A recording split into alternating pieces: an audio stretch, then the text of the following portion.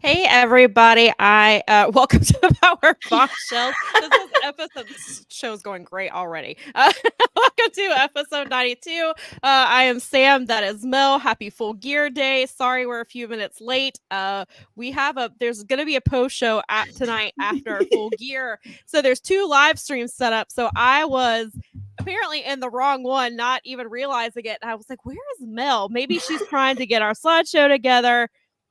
Was getting ready to message her and ask if everything was okay. She messages me and she's like, "Is everything okay?" And I was like, "Yeah." And then I looked and I was like, "That says Full Gear post show. This isn't even the right click." Once I had to switch rooms real quick. So. Sam just literally cannot wait for this show so hard that she had to get into the post show with. It's James and Paul and am I close? I think that's who's going to be doing the post show tonight. Tune in for a surprise. It's going to definitely probably be the Boom Goes the Dynamite crossover for the post show in some form or fashion. Those are always a ton of fun. And this show looks like a lot of fun. Like when I was putting the slideshow together, thanks, Brad. Happy Full Gear Day to you. When I was putting the slideshow together, I was realizing, wow, this card is really good. Like this show is. There's some matches I wasn't so sure about, but yeah, that was, I think overall, and we talk about this all the time, that AEW pay-per-views always deliver. The wrestlers always go all out, no pun intended, and or pun intended. They always go full gear, and they go, yeah, deliver. And so that I am not worried about. But yeah, so I'm looking forward to it. Should be a really good show. And Full Gear, I think I've always really enjoyed the Full Gear shows. So I'm looking forward to this. Full Gear and Revolution tend to be my more favorites, even though they're not the biggest ones. I really like Revolution because I think it's like that's the first pay-per-view of the year, and it really like sets the tone for the rest of the year. And so I think Revolution's always a lot of fun for that reason because we start figuring. It's kind of like Wrestle Kingdom / New Year Dash for New Japan, where we kind of see like where things are going to go and who they're going to focus on type of thing. And so I think that's why Revolution is a really cool pay-per-view. Agree. I think that's spot on because that's just right what they do. Yeah. Let's go. We got so thank you for all the love we were getting while we were in guys. I was in the wrong room. That's I mean it happens. It's very easy. Daza said that he predicted that you were going to wear a Red Bull baseball cap. And Brad said you were going to wear devil horns to make us think that you are the AEW devil. I saw that in the chat and was like, that is an actual good idea that I should have stolen, but it was too late. Like, ooh, if only. You know what I'm severely lacking in is the horns that you can just put on. I have the ones that you can spirit glue on. I have a bunch of those. That's more thought intensive. So to put those on, I have, ears and horns and all kinds of stuff. Yeah. But I really should. The two things I need to grab from Ren Fair are definitely a tail and a set of horns. But I kind of want to go with antlers more than horns. Because I'm more druidy than such a nerd, but I'm more druidy than like devilly. So I'd be more inclined to the the antlery type horns. So but that would still have been funnier than I just went with the checkered hat. I can never turn right on the camera. I know, me either. I'm always like such a pro. Clearly, we're very professional, as you saw from the beginning of the show. Well, at 92 episodes, if you're still hanging out, all about us. We're still getting the hang of it, clearly. We've almost been at this for 2 years, but Hey, some people go on and on forever, and they're still terrible at it. This is true. This is true. So Nikki said, happy wrestling weekend and Samantha's birthday weekend to all who observe. Yes. Thank you for blowing it up for me, Nikki. I was getting there. It's Sam's birthday tomorrow. She gets tomorrow to her birthday, to herself. Yes. Brad says, happy Sam's birthday weekend. Thank you. Yay. Yeah, it just ended up working out that way. And I was like, oh, well, then I'll kind of have the day just to do whatever. I don't really have anything. Well, the one thing I do have planned, one of mine and Nikki's favorite local shops is having a sale this weekend. And so Ooh. they're having a really nice sale because they I guess they changed the way their store looks. So they're trying to get rid of some of the stuff that they have and try to, I guess, make room for new stuff, especially going into the holiday season. And I Yep. was like, oh, perfect timing. I think that's what part of what me and Nikki will be doing tomorrow. And then we may go to the movies, may just kind of see how things go. So, but I'm looking It's forward. weird to have like a Sunday around, so it's one of those things where you're like, oh wait, oh. Yeah. When I'm off on my Sundays, I'm usually like at fair, so I'm doing something pretty active. Like I'm there 6 to 8 hours. Usually, it's kind of silly.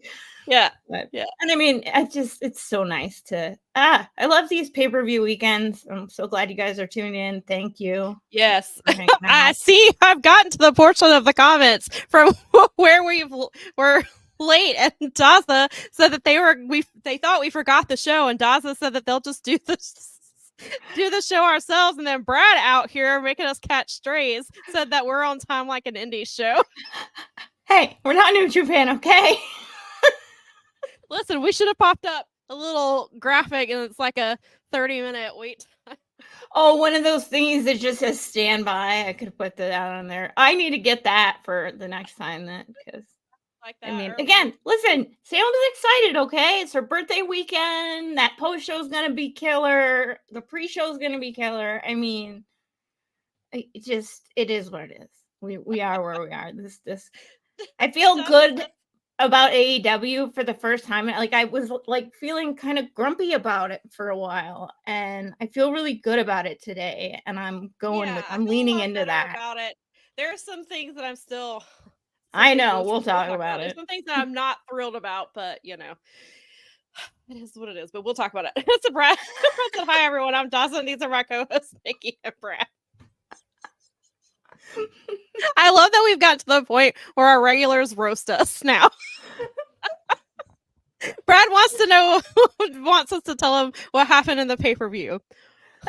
Sam went to the future. What happens? Who's the devil, Sam? Who's the surprise? They haven't said yet. Who's the surprise? You gotta keep but you were in the post show. You should know. We hadn't got that. You didn't get that far. You weren't in there long enough. You couldn't see the future. Yeah. Damn. Brad said, it's so wild that we were at Full Gear last year when MJF won and Kathy was a mess that she loves Mox. 1 year later, MJF is still champion and Kathy is now a fan of him.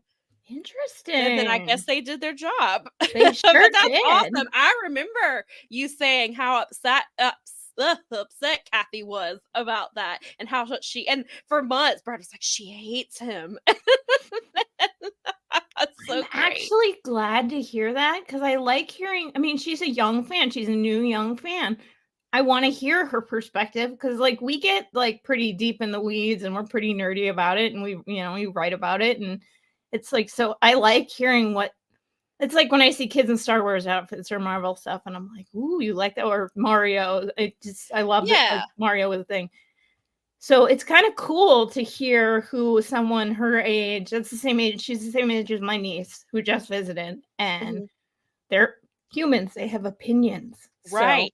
So it's really interesting to hear what they think about that kind of thing. And it's so cool that she's into it. I like that, like, Kathy's into it. Kevin Ely's daughter has been like sort of like, he's been saying on the show that she's been sort of inching into it. And I'm like, ooh, she's doing anytime it happens organically, it's the best. Like, that's really cool, because you're sharing something with them. You're not like telling them what to like. Yeah. So, and letting them form their own opinions and kind of, seeing how they go. And that's really cool. Brad says that the kangaroo kick was the turning point. She thinks it's hilarious. Okay, fantastic. It is pretty.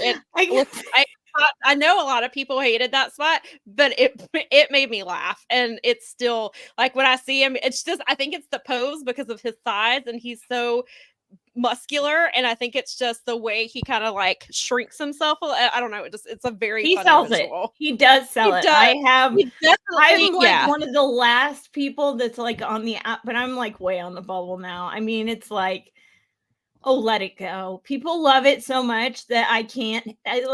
when it gets to a point when everybody loves it, I can't dump on it. It's just like, yeah, I mean, sometimes there are things that I will admit still like is not for me, but I'm like, if other people love it, then because I mean, there's lots of things in wrestling that I love that other people hate, and oh which yeah, whatever. But that's the thing, wrestling, that's what wrestling is. I mean, there's lots of we all yeah, we're generally not in agreement on everything. And like, and I get like some of some of the complaints and criticisms of it, but then on the other hand, I'm like, it's just the spot, like it's just a fun thing. Like yeah.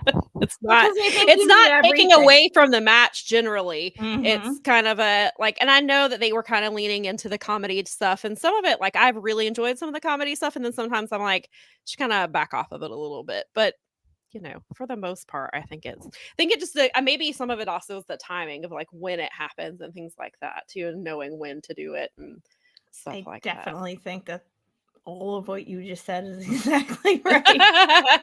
I was just talking to my friend yesterday, and we were saying, sometimes you need your. We were talking because of DDT being he was saying, DDT is great, but it's total nonsense. But he just Yeah. uses total nonsense sometimes. Yeah, sometimes you do. Like, yeah, because I saw that clip the other day where they were on the moving restaurant, like the floating restaurant or whatever, and they were like, that was so much fun. It was awesome. And then like the New Japan IWG, the junior heavyweight title became the DDT Iron Man champion. Like Yeah, and it involved like bras and like that.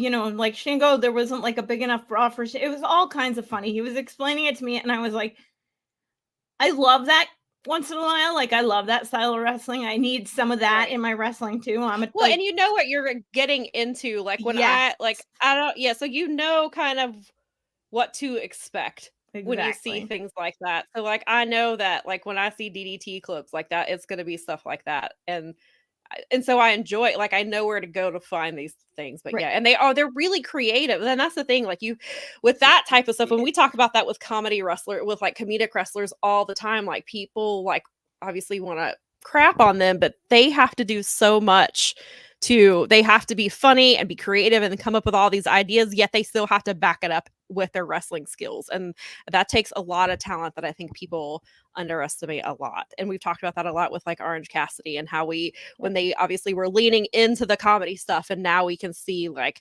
this man is legitimately a champion and he's one of the best international champions they've had. He's for sure. I mean, I want to see him with the AEW belt sometime at this point. He needs to be the champion of AEW sometime. I Yeah. just, he's I think so good. he's He's somebody that come could like be so far, and he's so interesting. It's just great. Yeah, I really like, and I like this version of him where he's a bit darker. Like he's not obviously Mhm. a full blown heel, but he's not the Orange Cassidy that we've seen from day one. And he's kind of got these like his character has layers to it, and like I Mhm. really enjoy what he's been doing. And before we go too much further, because Nikki has a comment, but I also wanted to recognize we have a first time viewer here. Hopefully they're still here. Thank you. They said they hope Welcome. this isn't another anti AEW show. I need more positive vibes. We are not anti AEW here. We do criticize things that we don't like just because it's a company we watch every single week and we want them to be well, but we generally love AEW, and with this being a pre-show, it's mostly going to be stuff that we love, so Yeah. hopefully it's a nice balance and for you, but thank you for tuning in, and also hi to Colin who is here. So thank you Hello. for coming to hang out with us.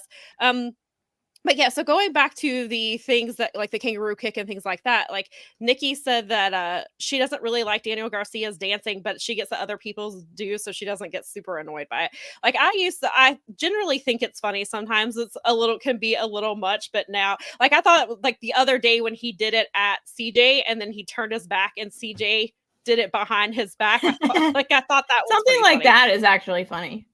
Yeah, and I was like, the same idea as what you were saying with the kangaroo kick is like some people love it, some people hate it, but in the end of the day, it's like that's the best thing about AEW is that they do on their show feature a little of everything. It's like yeah. you get, and yeah, the comedy's been a little over the top lately, but I mean, when you actually like when you get down to brass tacks, like, but they're still delivering really like super wrestling matches and exciting wrestling matches for the most Yeah. part. And I don't know. Like, I think this week's Dynamite was one of the best Dynamites they've Yeah, had in a really long time, and, me like, too. we talked about last week overall, I mean, there were some things I didn't like about it, but overall, like, was one of the better ones in this one, so I don't know if this one is just because they're getting like we talked about last week, are they getting is Tony listening to some of the feedback that he's getting of where fans are not liking so much of the similarities to WWE, or is this because this is go home show week? And so they kind of put a little bit more into it, and it remains to be seen, like, after, we'll see with the fallout from Full Gear and how how they start building between now and World's End. But I thought this week's show was really, really good, and it was one of the best shows they've had in a really long time, which Completely was agree nice with to that. see. No, it was great. It was so good. Like, it just got me excited, and then I like when I put the slides together, it was like, damn, this card is good. Like, and I'm excited for it now. I'm like, I'm ready. Like, I'm ready for this show. I'm excited for it. And I don't know. It's not that I haven't looked forward. It's just that I've been feeling, I don't know. I've been grumpy about it. And it's only because, like you just Yeah, said it a little while ago, is that we really want this company to be around because it has made wrestling better and more accessible and well, and as we allowed talk about all the relationships. time, competition is good for everybody.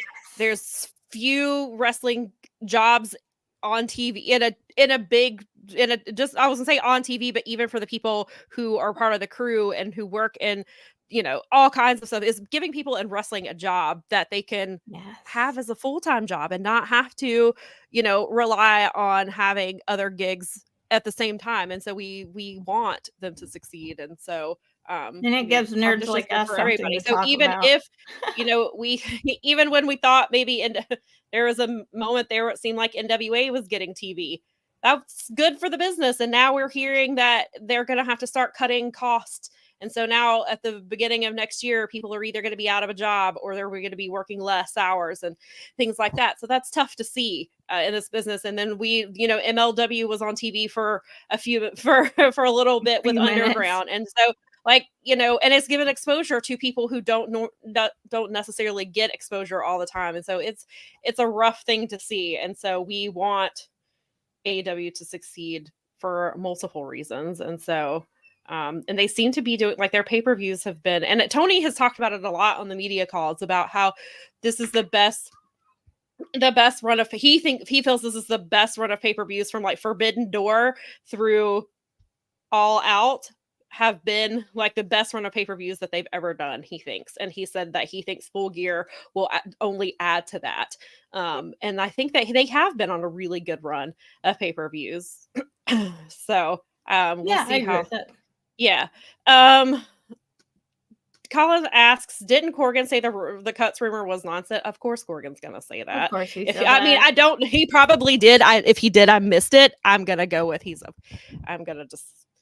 I'm not surprised that he's downplaying it. But yes, Vinken is correct. NWA did dig that hole themselves. They did, but that's It not the sucks for talent. the wrestlers. That's the That's not problem. the We talent. just like we had a That's not the wrestler. talent's fault that happened, though. Yeah. That was they were going by apparently, because from some report that I read was that was Corgan idea to do the cocaine spot, and like Of course it people was. questioned him on it, and he was like, "No, we're doing it." So Corgan did that to him, did that to his wrestlers.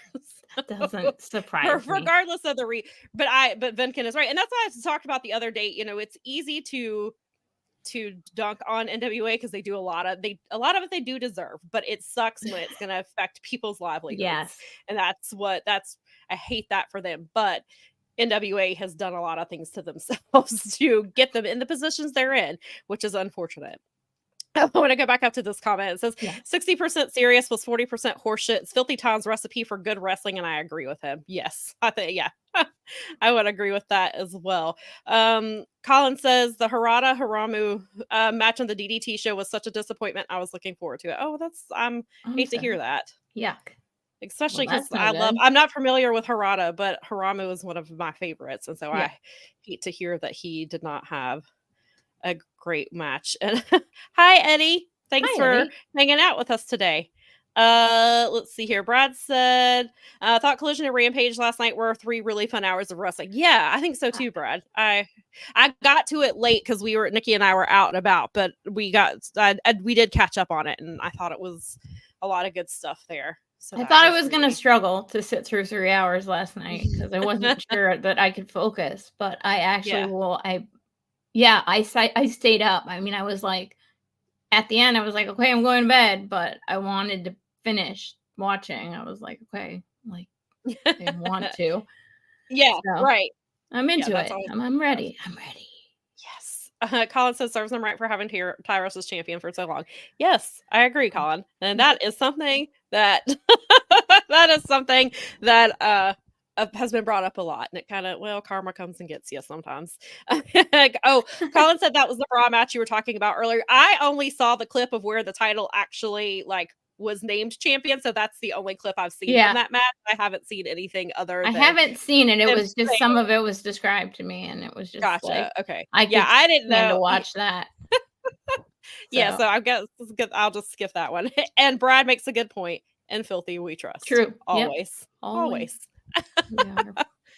Yes. So good stuff there. Yeah, but I'm looking forward to today. Are you ready to get into it, or is there anything you want to mention first before we bring up this card? Yeah, I want to talk about something real quick because it's the Wrestling Observer Hall of Fame thing. And so the Wrestling Observer Hall of Fame issue dropped on Friday, and there were like 7 people entered into it. Some people fell off that I was really sad to see go. Just because they have like historical significance. I can understand why people may or may not know who some of them are, but like I think Big Daddy and Jackie Paolo both fell off the ballot finally. But it's like, Dave said it, it's like they got 15 years though. So the rule is 15 years in is when you become eligible, and then you can be on the ballot for 15 years, and then or a percentage. I'm working on. I am in the phase of figuring out how all of these things are judged because John Muse on the Wrestling Observer Hall of Fame episode that we may be talking about for separate reasons coming up with one of our awesome guests that is someone that's a friend of Psyche Media Network. So we've got good guests coming up here, people. We do. Stay tuned. So go ahead and subscribe while you're here if you haven't already. Yeah, seriously. We do. Yeah, we've got some guests that we're working on getting, and they'll probably be within the next one is essentially as confirmed as you can get in this whole thing, and one is someone that I think will jump on board this bandwagon that I'm about to start, because 2024 is the year of the Motor City Machine Guns as far as I'm concerned. I think they belong on the ballot. I think that when John Muse brought up the Motor City Machine Guns, and I sent you that clip, he brought them up to Dave, and Dave proceeded to tell him all the reasons why they shouldn't be on the ballot, and then blew up every single argument in the same. He did. Mel, thankfully, because she told me about it, and I was like, is there any way you can either get me the transcript or get me the audio? And thankfully, she got me the audio, and I just... He it was like, it's a 2.5 minute clip, and I had some thoughts. Well, actually, I had some thoughts when Mel told me about it. Then I had some more thoughts after I actually heard what Dave said. So, yeah. So we're going to be talking about that. So we're going to be talking about that going forward, because essentially, like, you have to educate people on understanding why these people belong in this position. And that's how, like, John Muse, not only, like, they have Ishii is on the ballot. John Muse essentially helped make a case for people to go watch and understand. And go back and check that out, and I missed it. And I heard so many people talking about it, and I'm glad to see that because Ishii is amazing. John, and I'm totally poaching his formula for this, because he had the perfect formula for explaining why Ishii was legit. Like, he belonged there. And as reading that, and then hearing his, like, that clip, and thinking about how much you're a fan of them and how much you like, I mean, we talk about them on the constant, and then they're home. I mean, I've seen Alex Shelley, he just shows up to shows and like wrestles. Like we just had a That's random time splitters Motor like City. reunion Still, one year. Motor City is still a very relevant tag team, not just as a tag team. They're just relevant in wrestling in general because of what they're doing as single, and they're both singles champions. They're wrestling outside of Impact. They are wrestling on the indie scene. They are, and it's great because they're heels on the indie scene, which they're fantastic baby faces, but they're really good heels too. And they've been leaning into that more this year. And so, yeah, I have, when she told me about it, I was like, oh, I have lots of things to say just off the top of my head. And I was like, well, and even it was so funny because you kind of like, even before you heard the clip, had blown up. When I was listening to the clip, because I was clipping it, I was like, Sam blew up all of these things off the top of her head too. So, and then I just like, I started just doing some peripheral research because the thing is like, I'm the numbers nerd and I'm like the history nerd. And I think that that's well established. Not that you don't know history though. no, I know what you're saying. But what I'm using you for is, so I'm going to use you because you are such a fan and you know where to point me in the directions of. So when I have questions or I have things like that, I can come to you and you can help guide me in the right direction of the things I need to look at. Yeah, and it's funny that you mentioned that because when we first when the United States first went on lockdown, wrestling had stopped and we didn't know like what to do. Like we were nobody, wrestling wasn't happening. And so like over at Daily DDT, we were talking about, okay, well, how do we get people, like, what do we tell people to watch, like while they're inside? And so I have an article that I wrote for Daily DDT and it's best Motor City Machine Guns matches on YouTube. Oh my God, you have to see, this is what I'm talking about. It's right here. It's a layup. So I'll do the numbers and I'll do the thingies and you can help right there. and then I'll know what matches and and again, I've seen at least Alex Shelley. I mean, he's shown up to 3 shows. No, he's wrestled at one show. He wrestled at the GCW show because he wrestled Nick Wayne, which was amazing. And he showed up at an Evolve show that Kushida was on, and because they're actual actual besties. I think one of them stood up for the other at their wedding. So I have pictures, and I'm just lucky because I live in his town, so he shows up to random indies. But that's just something about him in and of itself. Neither one. So one of the things about the tag team division, like the tag team ballot, is neither one of them if they're in individually, then they can't also go in as a tag team. Neither one of them are in individually, just on my peripheral first search because the first thing. Yeah, they're probably not. They're not. They're not on anything that I have seen that's listed from 1996 on. I don't know that they would get in individually because they are known so much as a tag team, and that is where their bread and butter is. That is where they are. And thankfully, they added a tag team. They were the blueprint for so many, not just tag teams, but just wrestlers in general, especially wrestlers of that size. And so, I would think that they would go in as. I think they would. I don't want to speak for them because I don't know them. I have a feeling. I have an inkling that they would probably rather go in as a tag team than individual just because of how they are. I have it, which again, I don't want to speak for them, but I think that putting them in as a tag team is the correct way to go if they were to get inducted. And fortunately, Dave has he's added a tag team thing so that one and not the other are going in. It's gotcha. He gave an example to Garrett on Friday about Davey Boy and Dynamite Kid are both in separately, so obviously you don't need to do British Bulldogs or whatever. Or did I say Dynamite Kid? I meant God, I'm such a dingling. Or did I get it right? No, that's right. Correct. I'm gonna get corrected because that's one of my friends' favorite tag teams of all time is the British Bulldogs, and I'm such a dork. But anyway, the point is, but I believe that I think that there is a case for them, and I think it needs to be made. And basically, from what I've been told, is just Brad says it right there. And I said the same thing pretty much. I said the same thing to Mel as soon as she told me what his argument was for them to not make it in. And that's exactly what I said, Brad, is that Motor City Machine Guns are just as influential as the Bucks are as far as in-ring work. the Young Bucks are one of the first to say that they were influenced by the Hardys and Motor City. And the Young Bucks are on the ballot, and they got I can't enough see that to be. And and they were on the ballot Bucks this deserve year. to be on the ballot for sure. And I'm a They Bucks were on fan. the ballot this year. They didn't make it in, but they have were the Bucks close. in the Hall of Fame and not put Motor City in the Hall of Fame. Well, like, there that's you go. Just... I mean, they'll be but again, against I'll be each here. other We'll next be year. here for. So yeah, that's a future show that we're going to be working on because I'm Well, already getting. I think it's going to be a.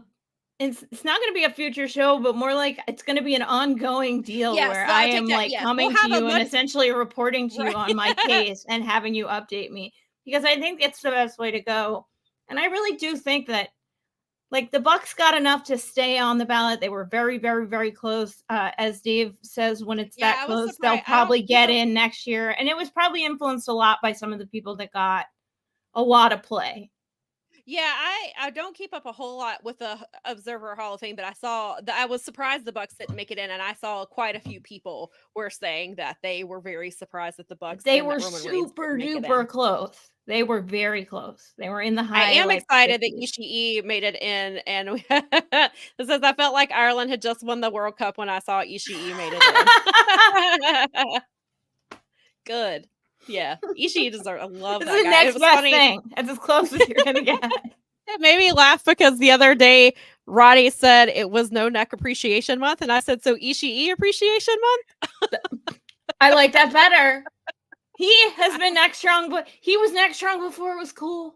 This is true. He was. Love that guy. I mean, I'm so glad. No, and John Muse's case is excellent. That's why again, I'm poaching a good formula for it, because it basically is like, here's what you need. I look forward to having this conversation for sure. It's gonna be great, because I mean, I'm gonna learn something, and I'm gonna learn something about people that are from my town, which will mean I'll learn things that I like.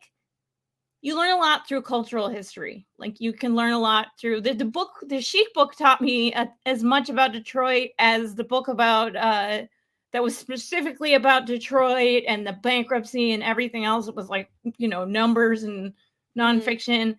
But the Chic book told me just as much history, if not more, from a cultural perspective, like overlapping some of those things. Right.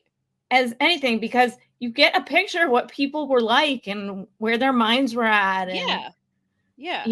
I mean, it's been very diverse here for a very long time because of the population. So a lot of people have come through here, a lot. Yeah. So it's great. I mean, but it was like, this is perfect because Sam already loves them. They're local. I mean, it's yay. 313. Let's go. John Muse is the one who suggested it, so clearly it's legitimate. I would love to get his thoughts. Yeah, as soon as I have something coherent. I mean, right now as I explained that, you're in the gathering phase. I'm in the discovery phase of the case. Yes, discovery phase. There we go. So we go to from discovery, because I need to make a good case, so you need all the discovery. So I've been going around asking lots of questions. And feel free, if you guys are Motor City fans and you have matches or things that you want to direct us to, shoot it at. Help us with that too, because that will be the thicker, the better our case is. the more information we have, the better our case is, I guess. We are say. Because this is like the Oscars or the Heisman, for those of you who are familiar with that, and all the other popularity contest friends. We got a campaign to get this shit done. So yeah, we Motor City 2024. Let's go. I'm on it. The election, the real ballot, the real ballot controversy. The real thing that matters is getting Motor City machine guns, all of getting Motor City the flowers of 24. Motor City on the Wrestling Observer Hall of Fame ballot. Listen, I can get behind that.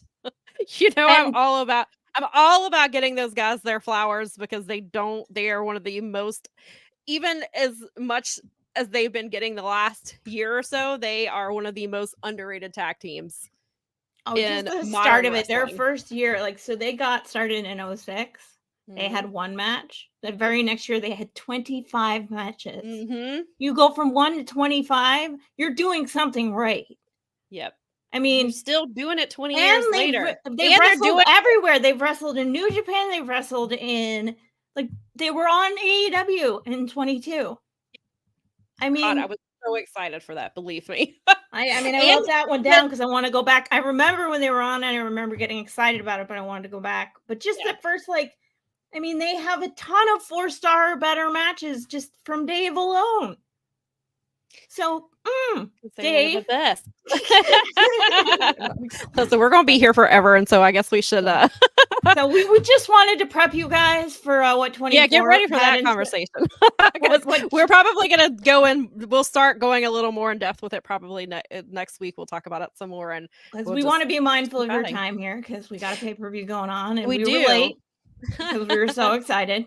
So yeah, I try to go to the future because I'm so excited. correct. Did you want to say anything about the Ronda Rousey? Yeah, we'll just go ahead and get it out of the way. All right, perfect. So I am I'm not surprised, disappointed, but not surprised. I'm not mad. I'm just disappointed, Tony. Yeah, well, I am mad and disappointed.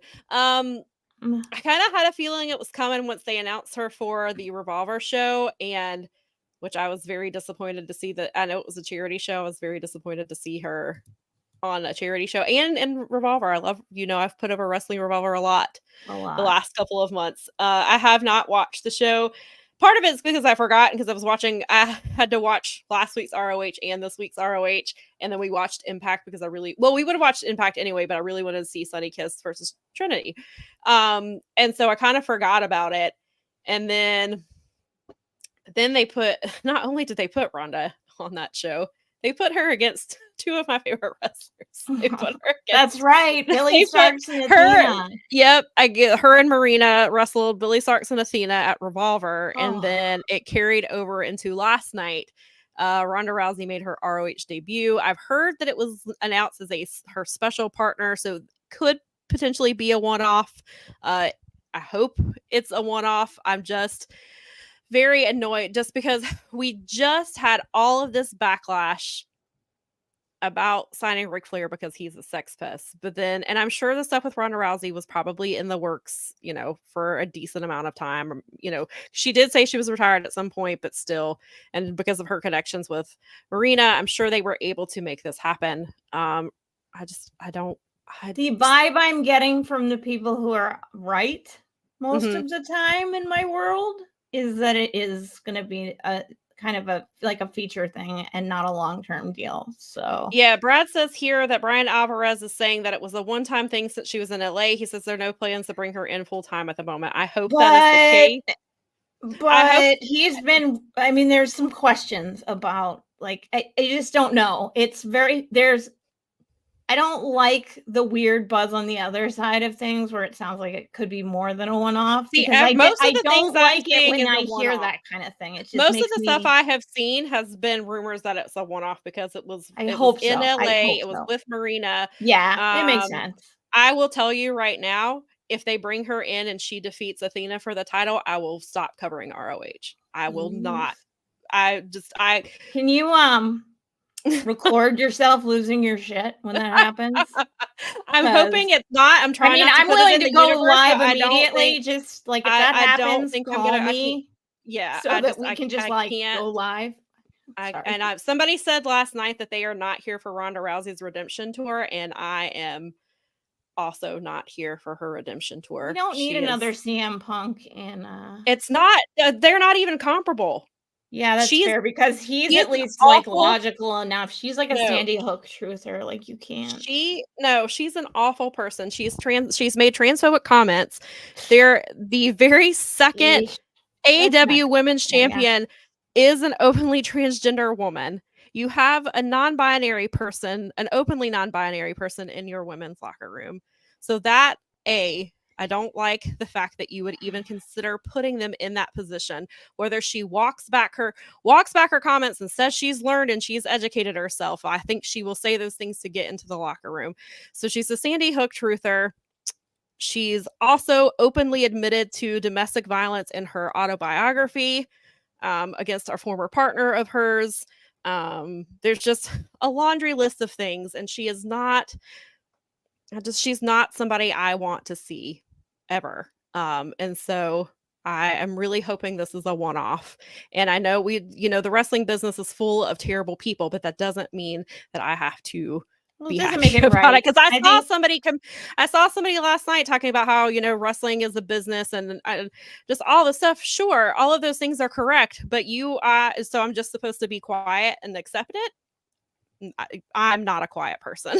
I'm not gonna, no, I I think will. if you're gonna go out there and wrestle, then you're equally entitled to like question the people that like you are like you're purchasing a product, you're imbibing a service, you're taking that, I think you have a right to speak of it because you've like invested in it in some ways. So I mean, whether that is like loud enough or not, whether people like it or not, I mean, everyone's entitled to their Well, I opinion mean, about where. it's just it obviously anything that you consume, you're gonna consume terrible people just because that's just the nature of how capitalism is. It's I'm just gonna the piss off nature. the group and say that there's no ethical consumption under capitalism. There Yes, I'm the isn't. hippie jerk in the group, but I'm okay with that. I'm the hippie It's jerk. very hard. I mean, we went through speaking out, and there's still people who are in speaking out in WWE. There are people who are named as speaking out who are featured on AEW television on a regular basis. Um, Two of them will be on the pay-per-view tonight. And so it's a really frustrating thing.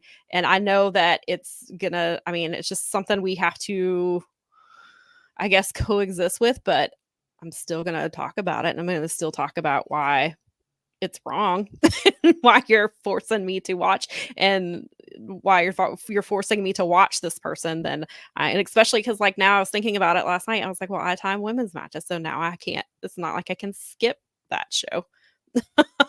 It's like so.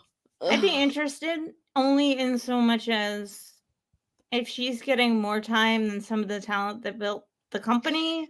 Yeah, that would be That is if where I would become more concerned because if it is something that is not a one off or she's featured more regularly. that's exactly what WWE did. They just brought her in, and it was like, listen, I get that was the reason that they got the that got the WWE to get a women's main event. I get that part. I understand that it took Ronda Rousey to get them over the edge or whatever, like over the top. But I get it. But at the same time, what they did when they did that was they said, okay, all the work that all these other women have been doing for all these months and all the storylines, whatever you think about the storylines, they don't matter. Ronda Rousey. And Yep. To me, that's a big, like, if I'm a worker in any company and then some new person just comes in and gets like special treatment above all of us who have been doing all the work the whole time, like that's probably going to piss me off too. I'm inclined to say something. Not everybody is, but I mean that is something that I think. I mean that's a workplace thing. Yeah. It just is, and I mean, you can't choose your coworkers. They have bad opinions too. No, you can't. And that, when that happens in life and anywhere you're gonna have. I mean, there's people in your own families a lot of times. We vote with our wallets. It's all we can do. And that's the thing. It's hard to also. Well, that's one of the things. Like I really like ROH is where that's where the workhorsemen are a lot of the time, and they are I mean they have been on Collision and stuff, but like that's where I watch them. And there's a lot of really great wrestlers down there, and I love ROH, but I was just like, I don't know that I would quit watching it, but I think I would quit covering it. Like I can't. If you I don't want to get ahead of myself because that may not even be what's happening here. Yeah, right. But it is a thought. Simple, that was my gut reaction or my knee jerk reaction last night when I saw that she was there. That was your hot apple cider take. And people thought that she was going to be there. And what's interesting, and I guess it's because of the timing, and maybe it does play into the one-off thing. The week prior, Thunder Rosa attacked Billy at an independent show, and then her and Athena have been trading barbs back and forth. So it sounded like Thunder Rosa was going to go to Ring of Honor to face Athena. I don't necessarily think I don't think she's going to be the one to dethrone her or anything, but we've talked about a few weeks ago about how Thunder Rosa is supposedly cleared and they have nothing for her, even though there's a very easy story to tell with I had to give up my title and I want it back. Yeah. That's a very simple story with that. But they skipped right ahead to Ronda when Thunder Rosa went after Billy first and has been going after her and Athena have been trading they've been trading stuff on Twitter all week, and then suddenly we get this match at Revolver, and then it spills over on ROH last night. And I was like, well, what about Thunder Rosa? So then I was like, well, maybe if it is the one-off and it is because it's in LA, maybe that's the end, maybe this is the end of it. But it's just really interesting. And so if they are bringing her in, that kind of goes to the point of they're putting Ronda over other women. Like Thunder Rosa's right there. She's under contract with you, and you don't have her on TV, but you leapfrogged over her to put Ronda on there. So that could, if she signs full term, that could potentially be an issue, and that's something that could happen. But we'll just obviously have to wait and see what happens. It could have been to find out if this was a one-off thing, if it's a couple time things. Maybe she does face Athena one-on-one, not necessarily even at Final Battle. I saw some people thinking she was going to be at Final Battle to sell well, I was gonna say to sell pay-per-views, but mainly to sell Honor Club subscriptions, because that's where it will be. It's on Honor Club, so it's not a it's funny to me because you say that, and I was in the Discord this morning, and not to blow anybody's spot or anything, but somebody had said, I don't know if that's going to drive subscriptions to ROH, and I think that Paul was like, I'd sign up for it, and I was like, oh crap. Because and I know it's the MMA connection, because he does, him and Ryan do in the clinch, and so they know Ronda really well, and I understand that, but it's like, I don't know. I guess, I mean, if it's going to get eyes on the product, that's like how I have to frame it. Is like, okay, I guess if it's going to get eyes on the product, please don't putting her in a locker room. Please don't bury all your other women, though, at the expense of this. Oh, and the women's locker room already has this reputation for being catty and not accepting of other women. And then you're going to bring in an antagonist. And then you're going to bring in somebody who's been openly transphobic into your locker room when you have an openly transgender woman. I have a really hard time getting past that. And I mean, and that's not to say if she apologizes or goes to Nyla directly, that's obviously between them, and that's, if Nyla is comfortable with it, then that's her prerogative. But that's just, the optics are not great, and it's really difficult to think, especially because Nyla's been there since day one, and then you bring in somebody who has said these things. It just feels gross. I get that. Yes, and I thought this too, I'm Brad. Not happy. I'm just. Brad says Marina's associate and partner on AEW is not on TV is Nyla. Yes, and I have thought about that when there was the rumors that she was coming in, and that's why I was like, Marina is with Nyla on a regular basis. And of course that doesn't mean that Marina thinks the things that her friend thinks. It's just the dynamic there is just very weird, and I don't know. It reminds me of the way that WWE brought her in, where they just it was just whoosh, because she's a huge star, woo! And I'm like, okay, all right, I guess. I mean, so is all of your other, but anyway, they have a whole women's division, but all right. Yeah, Brad says she can apologize for the things she said, but we don't have to accept it, right? And if Nyla chooses, if she says something to Nyla and Nyla chooses to accept it, then that is her prerogative, and that has nothing to do with us. I just hope it's a locker room I hope it doesn't divide the women's locker room even more. But yeah. And Eddie says, I found your channel 2 weeks ago during the Ric Flair debacle, and I really enjoy your takes. Thank you, Eddie. Appreciate that. And yes, and also, yes, Brad, the title match does belong to Billy, and that's kind of why I think, and I mentioned it a few weeks ago, I think Athena holds this title through Supercard. I don't think Billy is quite ready to take this title. I think she will be, but I don't think it's now. I don't think. So you don't think that there's one more this year, right? Final Battle, is that it?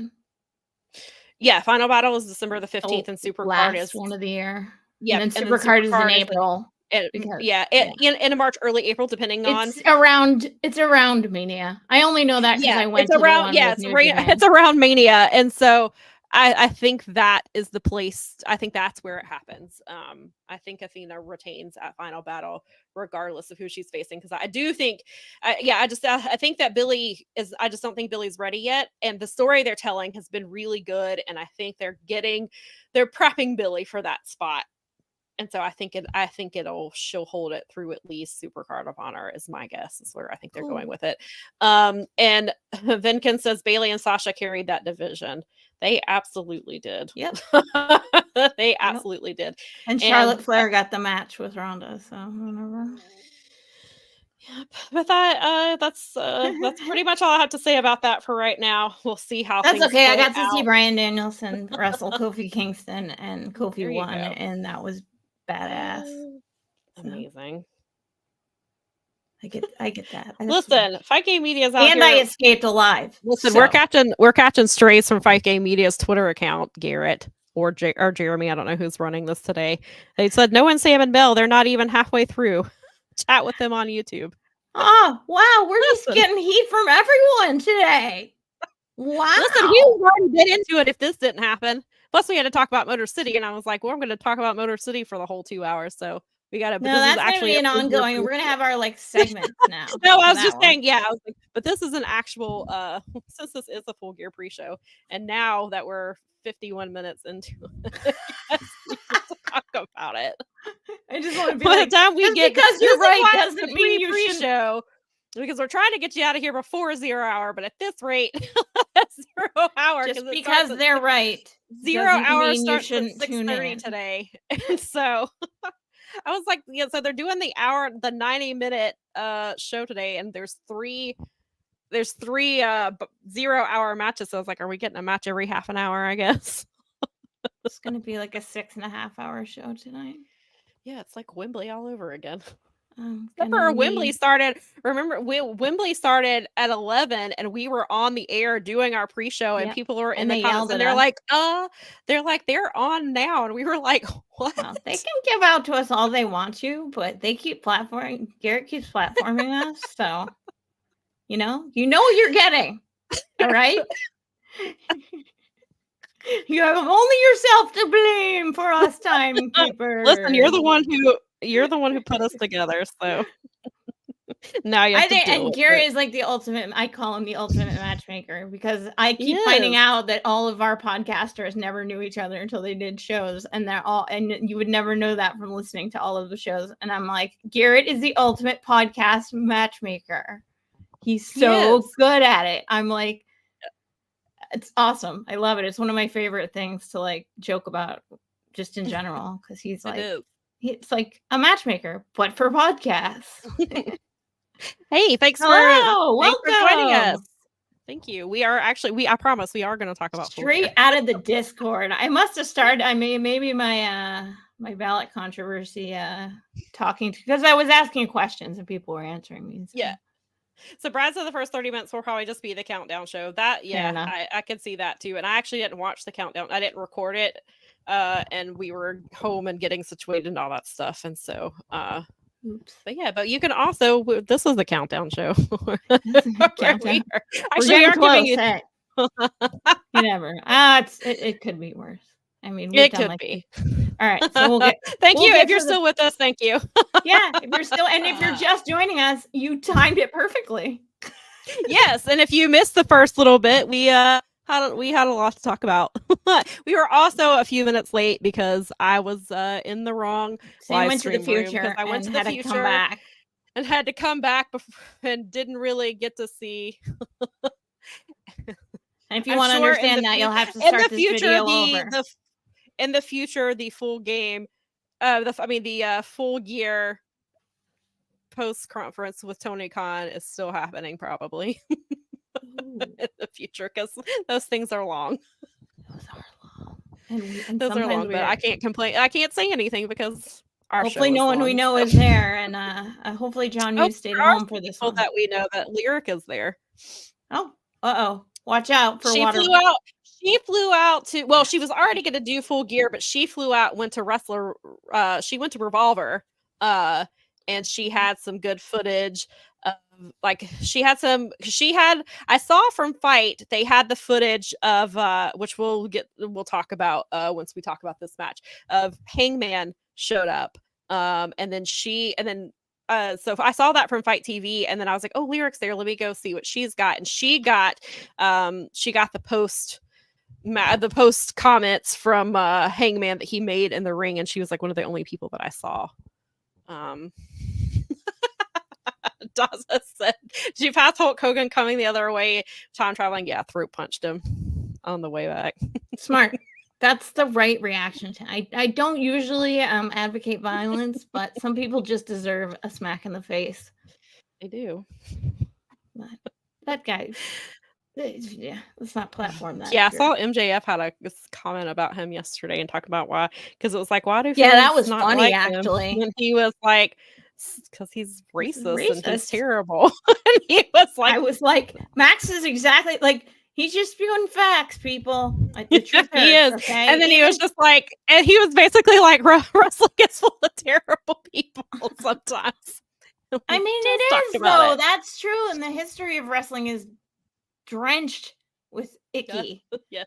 So we're just trying to tell you. All right, we're gonna get to this card. Dang it! Yes, Hangman has been on fire recently. He has. I am like, happen to be wearing my Hangman Page shirt today because I had to represent that guy because I love him. But I'm wearing my Kyle Von Cubic shirt because he's running his Kickstarter. I'm running, and then I'm going. This is a running. I really like that color. That shade of purple is really pretty. But he's doing the 10-year anniversary of his Arcado one, which is one of my absolute faves, and he's upgraded it, and he's got a really cool Kickstarter going on, and it's oneradcrowd.com. I didn't make a banner, but we should post it on our Twitter. Tweet. I will repost it, but so that's gonna be my gimmick until mid-December when the Kickstarter is up, because I really want to see that funded, because I really, really, really want that pink tie-dyed shirt that's on there. With the Collins says that Sean Ross Sapp just tweeted that he's got an update regarding Rousey. I don't get Fightful, but I know I don't get Select, but I know someone who does. So if they send it while we're on air, I will. Good. Yeah, I'll read it. Interesting. So if I have that information, yes, I will. We will get that to you if it comes across my phone. Then I will read it. Brad says, good on MJF. That's the first time an active top wrestler has done that and called him out like that. Yes, I'm glad he has. It was fun. To say something. It was cool. It was a very MJF tweet. It was nothing new for him. It was not like he went out of his range of the kinds of tweets he has, because I follow him. I see his tweets. It was right in line with the way I loved it, and it was all facts. Yeah, what do you want? Brad said he gets Select, so he'll keep us updated. Thanks, awesome. Brad. This is why we love our potential fill-in hosts if we go to the future. Oh, see, yes, exactly. So if you have to run this show without us because we're late or hanging out in the future, right? This is why this is wonderful. You guys got this covered. Daza said, I just realized that Order This Show is part of a package, and I don't know the card aside from the main event and women's title match. Well, you have come to the right place. We might actually get to that. Got graphics for you, Daza. We have graphics. Look at this. What? Oh, and they might even be in the right order today. There we go. Okay, so this match got added last night during. Was it Collision? It was Collision. They ran together right at the end, I think. Yeah, the shows kind of ran together. So yes, so last night Buddy Matthews was wrestling Wheeler Yuta.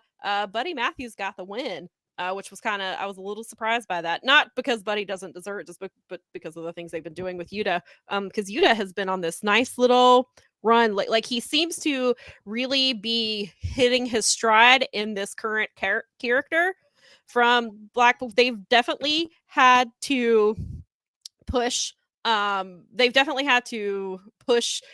to become this version of himself. I've talked about it, and I'm sure a lot of you, if you've watched Yuta on the indies, you probably are aware, but Yuta was wrestling for my local promotion right around the time the Blackpool stuff started, and myself and my friends talked to him briefly. and he's a very quiet person.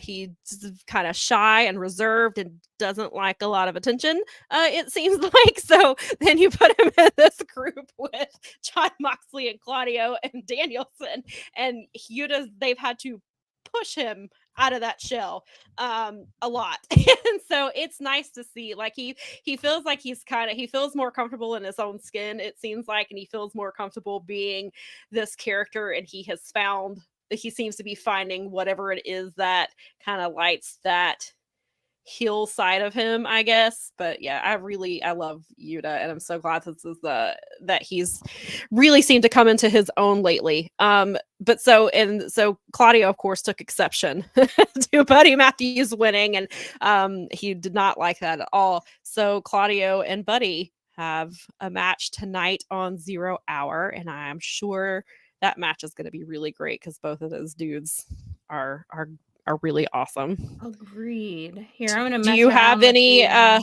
have. What were you? The only thing I wanted to say is that it does. Oh, look at me! Whoa, let's go back to this. It's like, oh, okay. Yeah, no, I just love myself.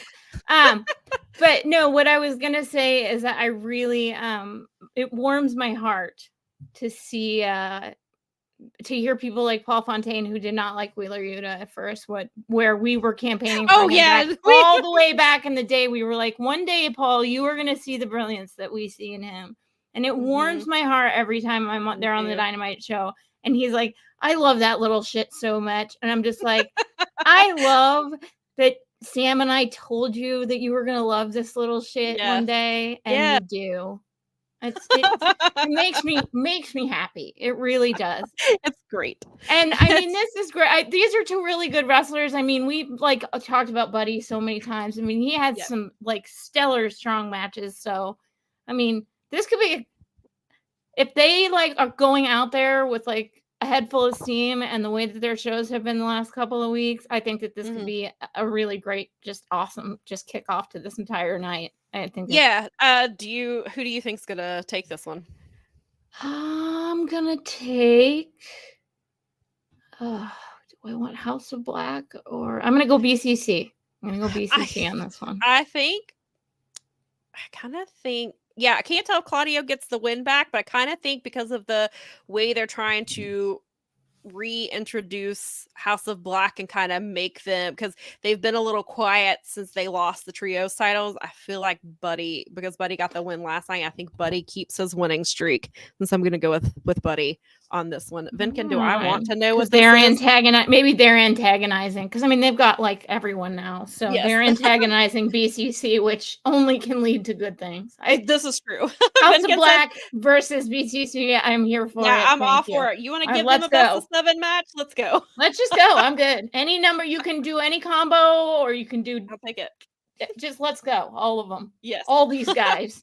Vinkin says, I heard Buddy has a new name now. Do I want to know what this name is? I'm a little nervous about that. I don't know. Oh, no, don't do that. He said the crowd called him Mr. Ripley. See, I don't do that. I can't stand. It's bad enough when people do it to women wrestlers. Don't do that to Buddy like that. I mean, maybe Buddy, like, he might actually, because of Rhea, and that because everybody thinks she's Dominic's mommy, then maybe he will like that. Maybe if Buddy Matthews is okay with it, then I'm okay with it. We'll just put it that way.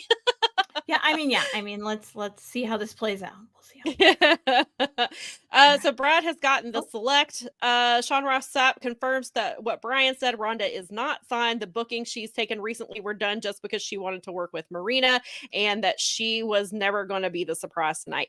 Well, when the tweet came out that said it was one of the best wrestlers and they were well respected wrestlers, I knew it wasn't her. Yeah, right. Yeah, it's like she doesn't fit either of those descriptions. Vinkin says, I think. Yeah, we'll get to that.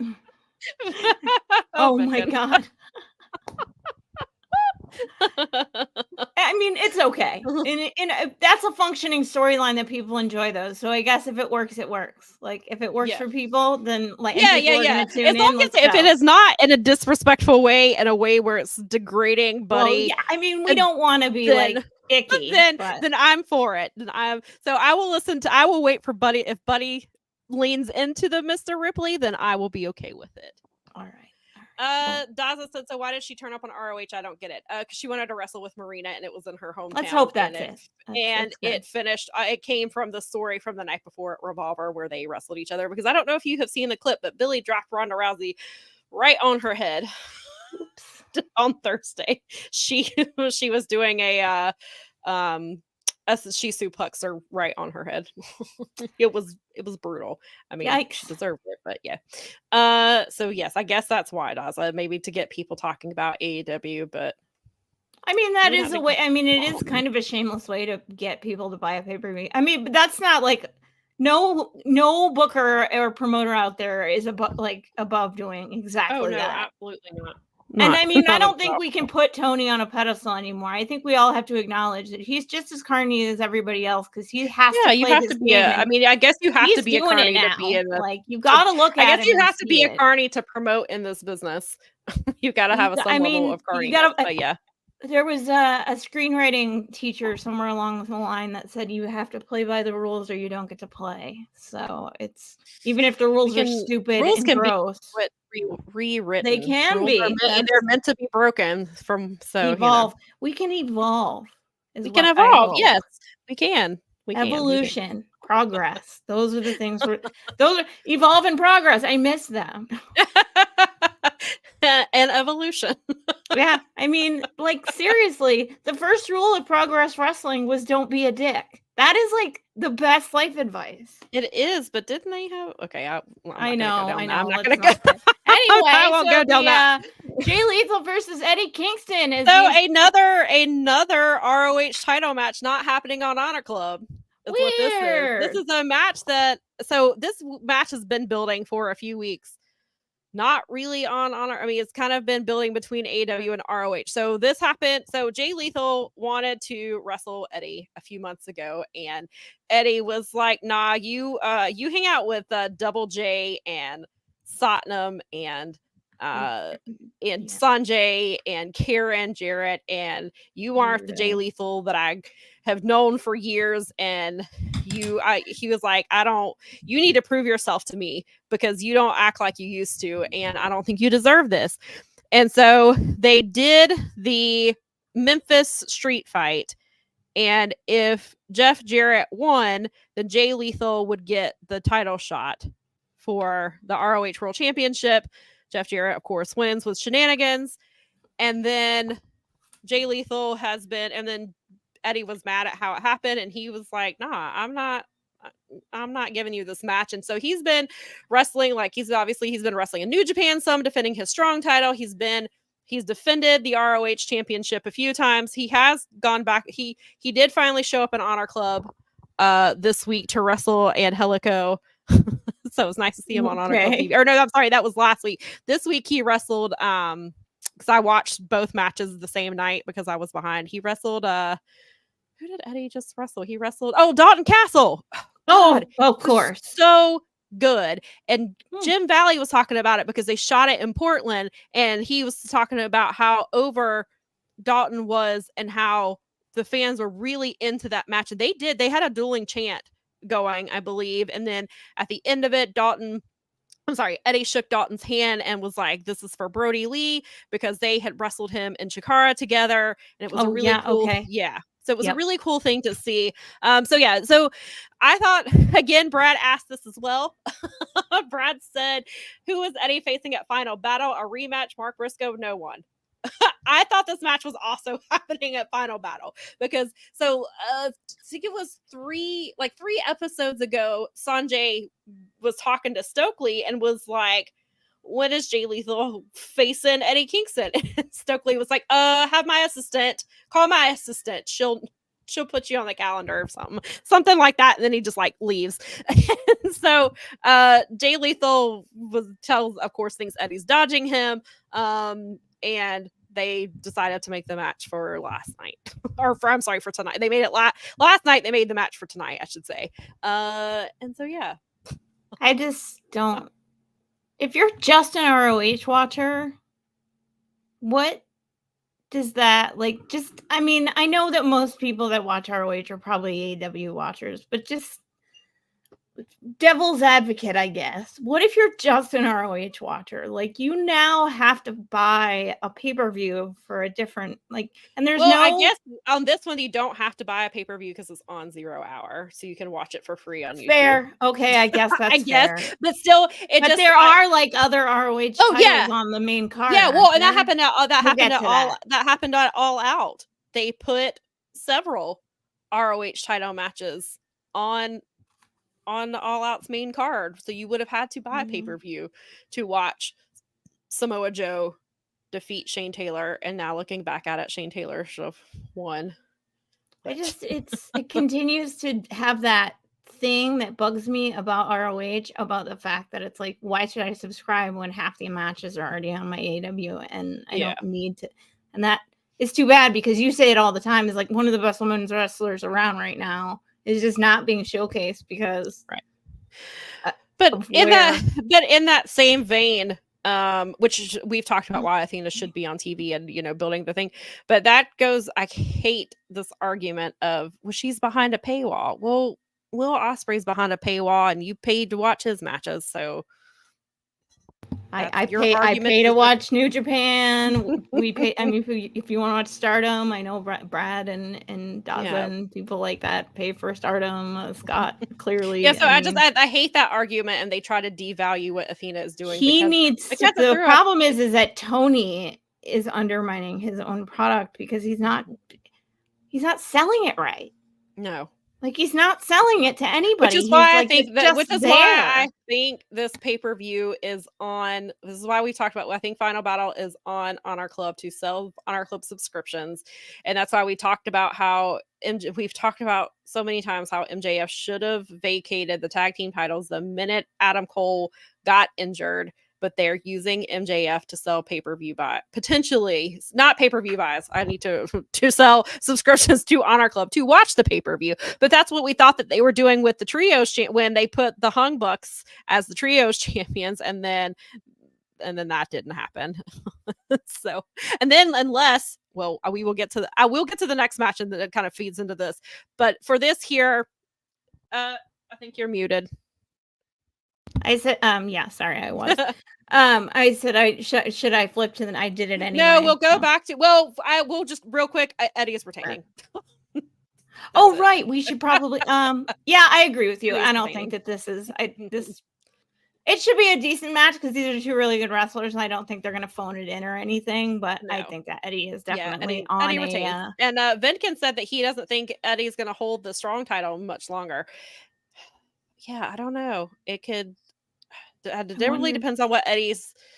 Yeah, and because Eddie kind of, you know, he took where he wasn't taking indie bookings because he's trying to protect his, you know, his injuries and stuff like that. So I could see that being a lot for him. And maybe once he gets through his dream matches, they have him drop the title and then he focuses on this. I mean, I don't think that even if he drops the title, that's clearly not the last we're going to see of him in Japan. Like, I think at this point, Eddie would probably just go to New Japan if he wanted to and just wrestle over there and say to hell with AEW and ROH, I'm going to wrestle in Japan. Well, yeah. I don't think that would be a problem. Sorry, my neighbor has decided that this is the perfect time to use every loud power tool possible. Oh yeah, my neighbor across the street has their leaf blower. So I'm like, yay, all right. So I don't know if it's picking up on camera, but yeah, that's what's happening. So I apologize if you can hear that, guys. If you can't, great. Then my microphone's doing its job. No, that happens periodically. That one's hilarious because you can't like predict it. Only the noon one you can predict. It's supposed. Oh, geez, everybody's going. That's crazy. All right. I'm sure. I'm surprised Miley is being quiet. I'm sure we'll hear from her at some point. She's like, all right, I've had enough. All right, so bark, bark. It's like puppet ups here. It's a rhyme dog. All right. The next one, but we do know, and I didn't have time to put the mystery person in because we've obviously just imagine that little person there, guys, is Samoa Joe. Okay, that orange faceless person is Samoa Joe. This vacant person is we now know as of last night, which is what we suspected. Mel and I have been saying we thought it was going to be Samoa Joe. It made it sense official for last night. MJF was getting beat down. Of course, he has no, because he's a scumbag, he has no friends. So he has to be saved by somebody who is not his friend, but wants his title and has offered repeatedly to face the Guns with him. And so last night he had no choice to shake his hand. And so MJF and Samoa Joe will be defending the ROH World Tag Team Championships against the Guns. I mean, this MJF retains, right? I can't. I mean, although it does have a title, I guess it has a title shot. So maybe this is where the schism starts to come in, where they break up, where him and Adam Cole break up. I think that Joe, because he asked, "Do you really expect Joe to help him?" And I'm sorry, I didn't mean to cut you off. No, that's okay. And no, I think he will start out looking like he's going to help him, and then he's going to do what Joe does. He's gonna walk away like he did to John Cruz the other night. That picture of him walking off of John Cruz, looking at him like, oh God, I love that picture. And I saw it in my timeline like 500 times. Then I saw it on the AEW app, and I was like, oh, this is great. I love it. But yeah, I think MJF should have vacated this title a long time ago. They are this close to the final battle, so they could potentially keep it on him. I don't know how he's not going to, if he somehow retains, it's not going to be because of Samoa Joe. It'll be some other reason.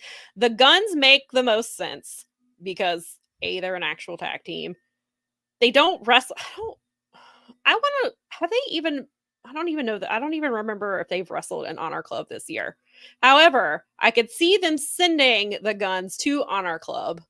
And they've been trying to push the Guns more.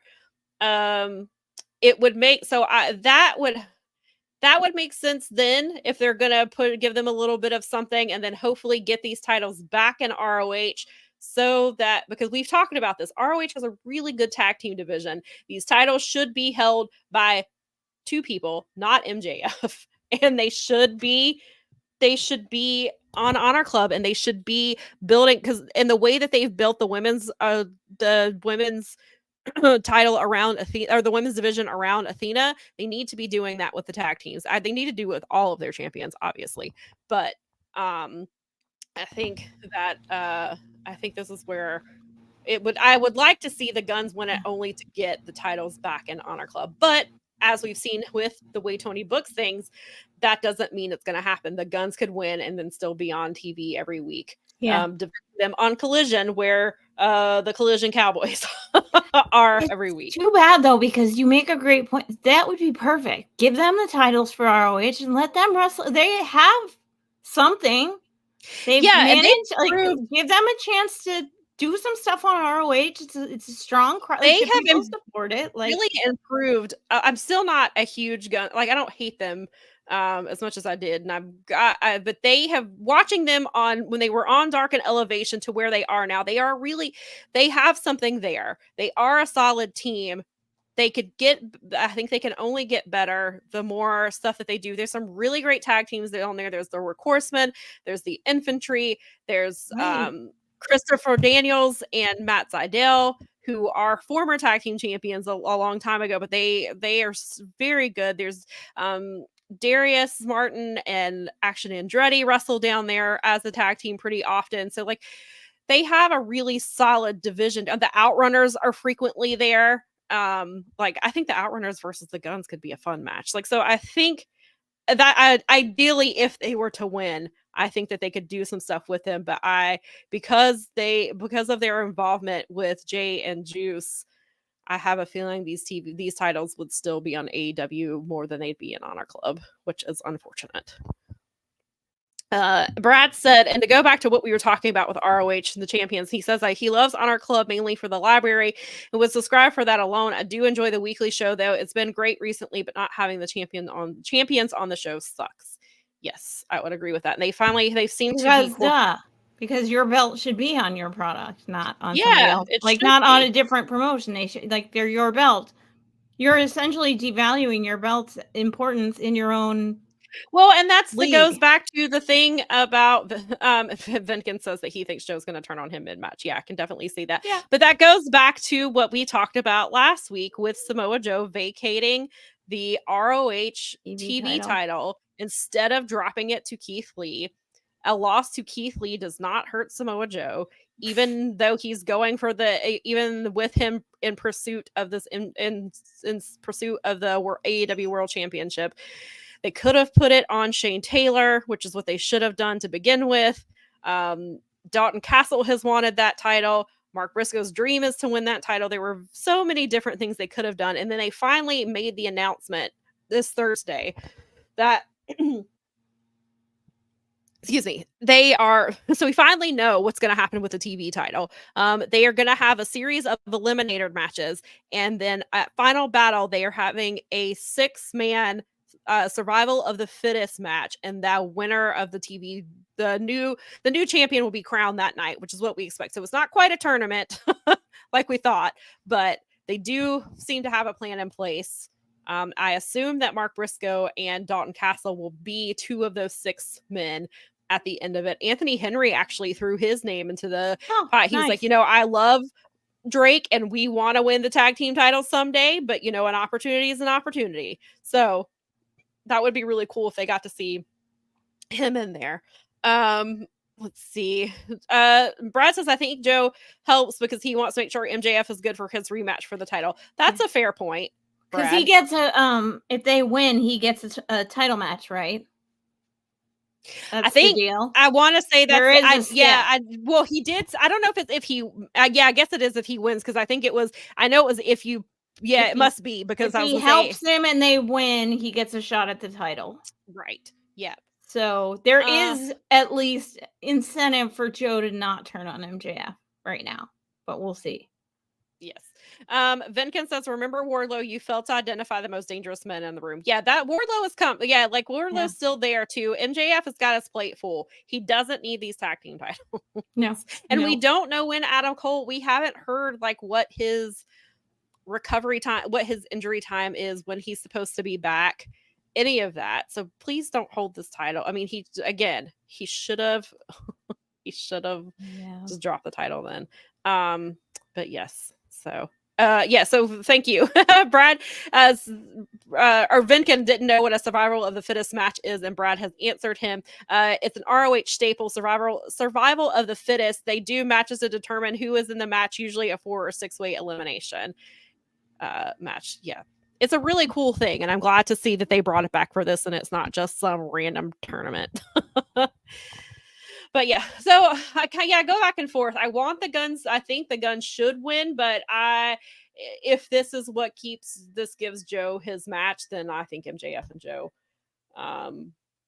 win. But then I guess Joe isn't co-champion. I guess it's just he's helping Max to retain, and he himself is not the other half of that tag team champion. I don't know if that's been addressed.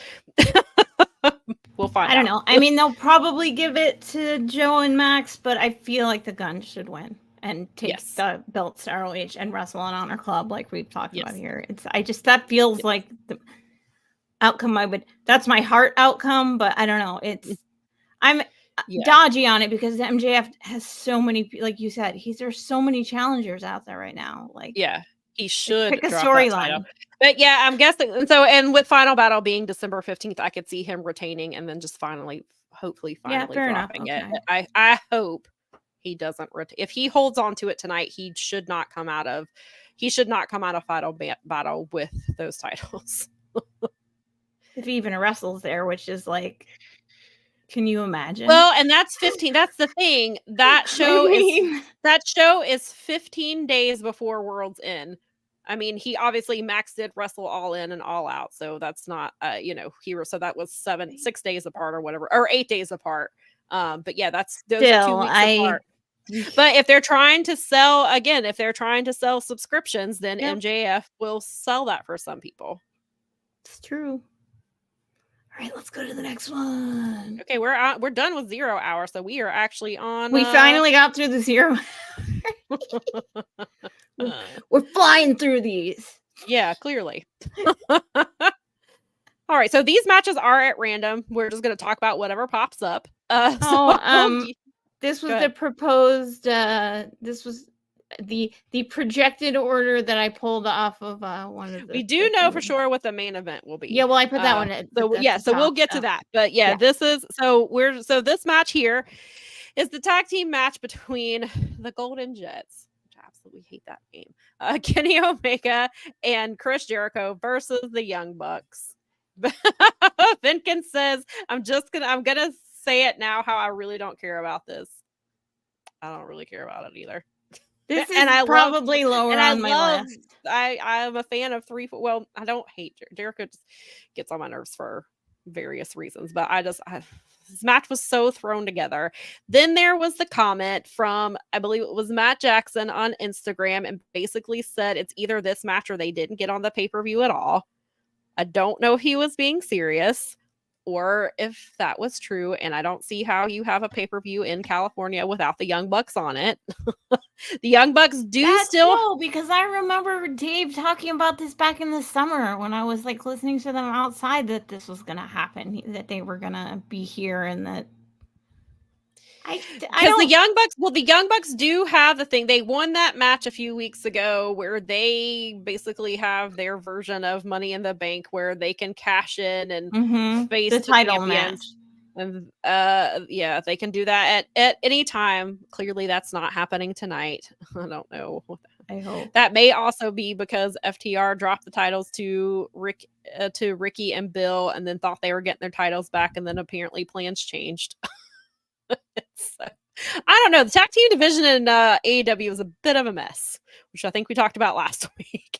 It should, I think the match will, Brad says this one should at least be a fun time. I'm very interested to see how Hill Bucks go and what Kenny does. I love the Hill Bucks.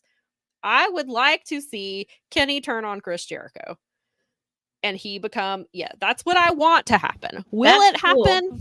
I don't know, because people have made the point where they're selling Golden Jet shirts. Well, they sold Y2AJ shirts too, and they lasted they sold just 4 guys shirts. What do you care? Kevin Kelly actually still. Kevin Kelly to this day decries these things. Yeah, well, they had Y2AJ shirts, and I think they were a tag team for all of 3 seconds in WWE. Well, it's Chris Jericho. If he's doing something, there's the T-shirt of it. Yes, exactly. And he's the demo god. He's got a freaking mug and a hat. Dude, I know how easy these things are to make now. I'm learning about this stuff. Yes. If Chris Jericho's involved, there's merch. Well, I mean, if the Young Bucks are involved, there's merch. Well, that's kind of what they do. The reason that I can this is obviously a t-shirt company. So right, yeah, they're just this is a t-shirt company, so they've got to have t-shirts all the time. Well, yeah, I mean, it makes total sense. They basically created the system that I am looking at using because they're just a t-shirt company. From so what are your who do you think? I think the Bucks. I am on the Bucks for this one. I think that they break up. I don't think Kenny and Chris Jericho are slated to be pals for very long. I think their interests diverge too much. Yeah, I think it served its purpose with a Callis family. I did hear somebody say, I can't remember if it was the Dynamite show or where I heard this, but they think that the Young Bucks are eventually going to join the Don Callis family. I was like, what? I mean, I guess I could see it happening, but I don't see it happening. Yeah. But it's wrestling, so yeah, that's an interesting thought. I love the Hill Bucks, and I hope they go full heel here and just beat. I hope they win this, and that's the end of that. It should be a fun match, though. At least Brad's got that right. Yeah, and so nope, that's fine. Go ahead. Next one. Okay. So this match we have for the TBS Championship is Chris Statlander versus Julia Hart versus, we do know now that this is Sky Blue because she defeated Red Velvet to advance here. What are your thoughts about this one? Let's see. Let me unmute myself first. It's a loud leaf blower. I wish it wasn't a 3-way, but I'm okay with it, and I think Chris Statlander probably is going to retain here, but I kind of want Julia to win. I think Julia wins. I think Chris is done. You think so? You think it's Julia's match? Yep. I mean, I kind of I think like, Julia. I think Julia want her. wins. She is like ascending for really real. Yeah, She's Julia doing is great. they have been building her, and they are pushed the way they've pushed her. She's undefeated in like 28 or 29 matches. I do think Sky Blue, I agree with Brad, the Sky Blue will help her win. I think that this has been the plan all along. She has faked not being on the dark side, and I think Willow is going to try to help Chris, and Sky Blue is going to turn on Willow too. And I think that it's going to eventually set up some tag team stuff with Willow and Chris versus Julia and Sky. I don't know where Red Velvet fits into this. I am glad to see her getting they seem to be pushing her very quickly. I mean, it just also could be because of how they book women in general. I am glad to see Red Velvet in the mix. And I hope they continue finding a place for her because she looks really good. She looks great. She's doing awesome. I'm happy to see her back. Like that, I was totally psyched when I saw her. Yep. So Brad agrees Julia will win. With Sky, Brad agrees. Vinkin disagrees and says that Chris is retaining, but Sky turns on her after the match. The way they've booked Chris, I don't think they have any. I think that I just feel like the way they booked her lately, I feel like Julia should have probably won the title a couple of weeks ago. Perhaps, and then there's nothing against Chris. It's just the way they have booked her and the way they've booked Julia. I just feel like now is the time for Julia. And then I think Sky Blue officially joins House of Black after this as well. And Brad says Chris doesn't need the title anymore. Yeah. I would agree with that statement. I just feel the way they've built her lately. It's just it's time for Julia to have this title. But I am excited to see 2 women's matches on this damn card. Vinkin, it's funny you say that because Vinkin said, I don't expect both women's champions losing. I do. I think I said that last night during the show. I said, we are getting 2 new women's champions tomorrow. Wow. Wow.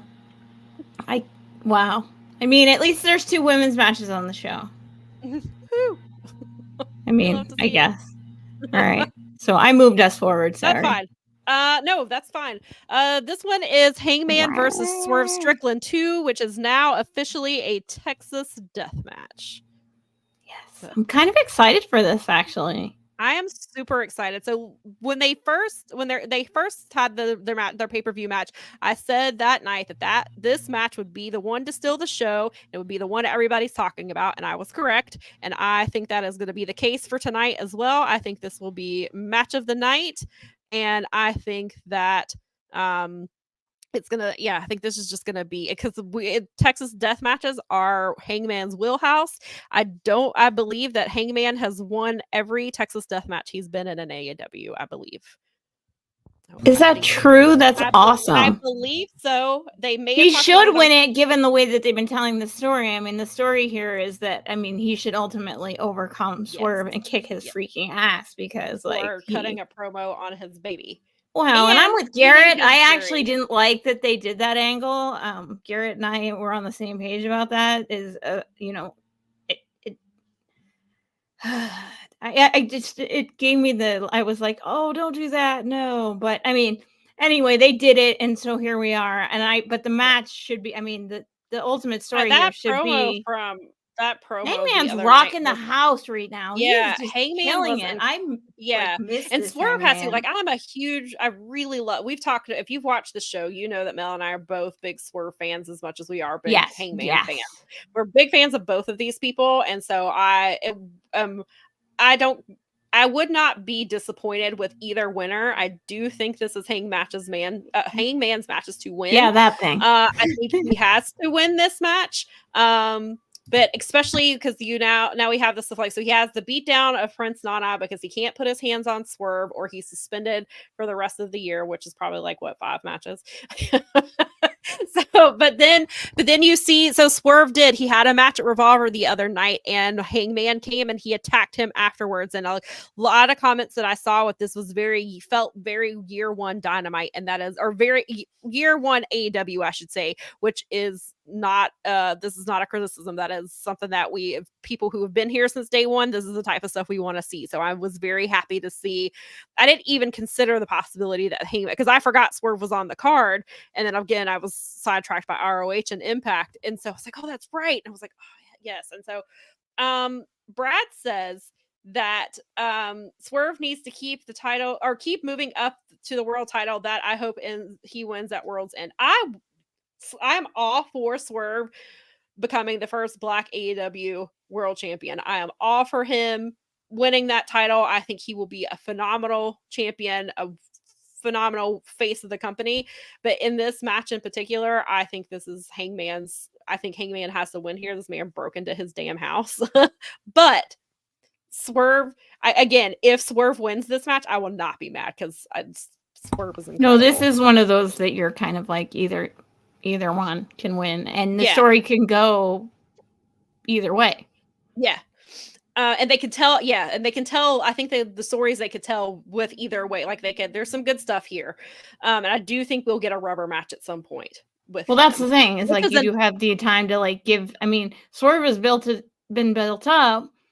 Hangman is now coming back. Maybe they'll give him some more time. He can keep doing some stuff here. Yeah, and I think, Swerve won the first of these two. Hangman could win here. Then we get the rubber match at some point. And so we have like a one, they even it up a little bit as well. But I mean, maybe Swerve goes 2-0 against Hangman. I mean, that would be an interesting story to see. So Brad says we're finally in a death match in AEW after having one of my favorite death matches in Lucha Underground. Is everything right in the world? I didn't see a whole lot of Lucha Underground because I didn't have access to it. And Swerve was in there later on. I've seen things here and there, but I am all for seeing Swerve in a death match, especially this Swerve and the way the story he's been telling. I think a Texas death match is the perfect. And I think it was Nikki asked the other day before they made it official. She was like, "Why is this not a Texas death match?" It made all the sense in the world when he did it. So I was like, "Oh, okay, yes, yes." Yeah. So I am. I can't wait for this one. Right. I hope they give it a good spot on the card. I think this would be a good mid-show match, and I think that's what they did last time they had these two wrestle. I want to say, and they ended up having. Oh God, that was such an incredible. I can't wait to see how they top that one, because I know that they will. What do we got? Crazy. Oh boy. Okay, so this is the AEW World Tag Team Championship match. This match is so weird. It's like the women's match, but in tag team form now. So Ricky and Bill will be defending their tag team titles against LFI, which will be Rush and Dralisico, versus FTR versus House of Black, which will be Malachi and Brody King. Here. Sure. Yeah, this match is. I don't know why this match is the way that it is. This reminds me of a like never open like undercard match or something. I hate to, I'm not trying to like, but I mean, I don't know. Just, that's just kind of there. It's too much. Like I think this is the match I'll be going to the bathroom during. I think the match will be fine. It's just I'm sure this is a lot of good wrestlers. I was like, I don't think FTR should be in this match. I know it's because they want their titles back. LFI, I'm glad to see them pushing LFI. I really enjoy them, and they're gonna push them in this market, because that was brought up a few times on a media call about pushing luchadors in the LA market. And he's talking, and then Tony said that, obviously LA has a long history of luchadors and things like that, and they've tried to use them, especially a lot in the California shows, because they know that that's a market where fans really enjoy that style of wrestling. And so I enjoy that. I mean, I really like LFI, and I like House of Black. House of Black needs something to do after losing this trios title. It's just, this match is just, it doesn't need to be a 4-way. Can we just build one team to a regular match? Yeah, I would love to see it. And that's like the conversation we had a lot about the women, about how they kept putting the women in 4-way matches, because that was how they could get 4 women on the card. Because God forbid we have 4 actual women's matches. No, we can't have that. There's no. It is. Oh yes, and I'm glad Brad pointed this out. It is now a ladder match because Yes. because Ricky said I Bill, saw that on the card that I Bill have is- here, but not in the graphic that I have. Bill so. Bill is tall, and that's why Ricky wants the ladder match. Awesome. Why not? At this point, with the way it's thrown together, the hell? Why the hell Still not? seems Brad like said it needed to be made a ladder match, so I'm happy about that. The Kings of the Black Throne will win to give House of Black 3 out of 4 champions. That is All a right. good. I hadn't thought about that, Brad, but that's a good call. I go back and forth. I don't think Ricky and Bill should lose. I don't think they should have been transitional Yes. champions. I think terrible with the story time for them to been, lose. yeah, Mel and I have talked about this several times. With everything that Ricky's done to build this character and the story he's been telling, they should retain. But I don't know that it feels like they are doing a 4-way to have them lose without being pinned, is what this feels Yeah, like. shenanigans, basically. Yes. Uncertain loss, so it doesn't. But I still don't think it helps. I don't think it helps them. I think that. Yeah. Brad says he loves Ricky and Bill as champions, and they hope they win. And so, what are Me too. I do too. Do you think they retain here, or do you think? I just don't. I want them to. My heart says, please let them retain. My head says they probably won't. Yeah. And Brad, and Vinkin says it's why it's a ladder match. Yes, exactly. It just seems like there's shenanigans and either FTR is getting their thing back, or I don't know about them giving it to FTR because of everything that's going on. Putting the titles back on FTR would be a mistake just because we finally got them off of that and they need to move this division forward. Yeah, and it's time to move away. Especially with Young Bucks not having, they're kind of doing their own thing right now. Who knows when the hell they're going to cash that in. Yeah, so I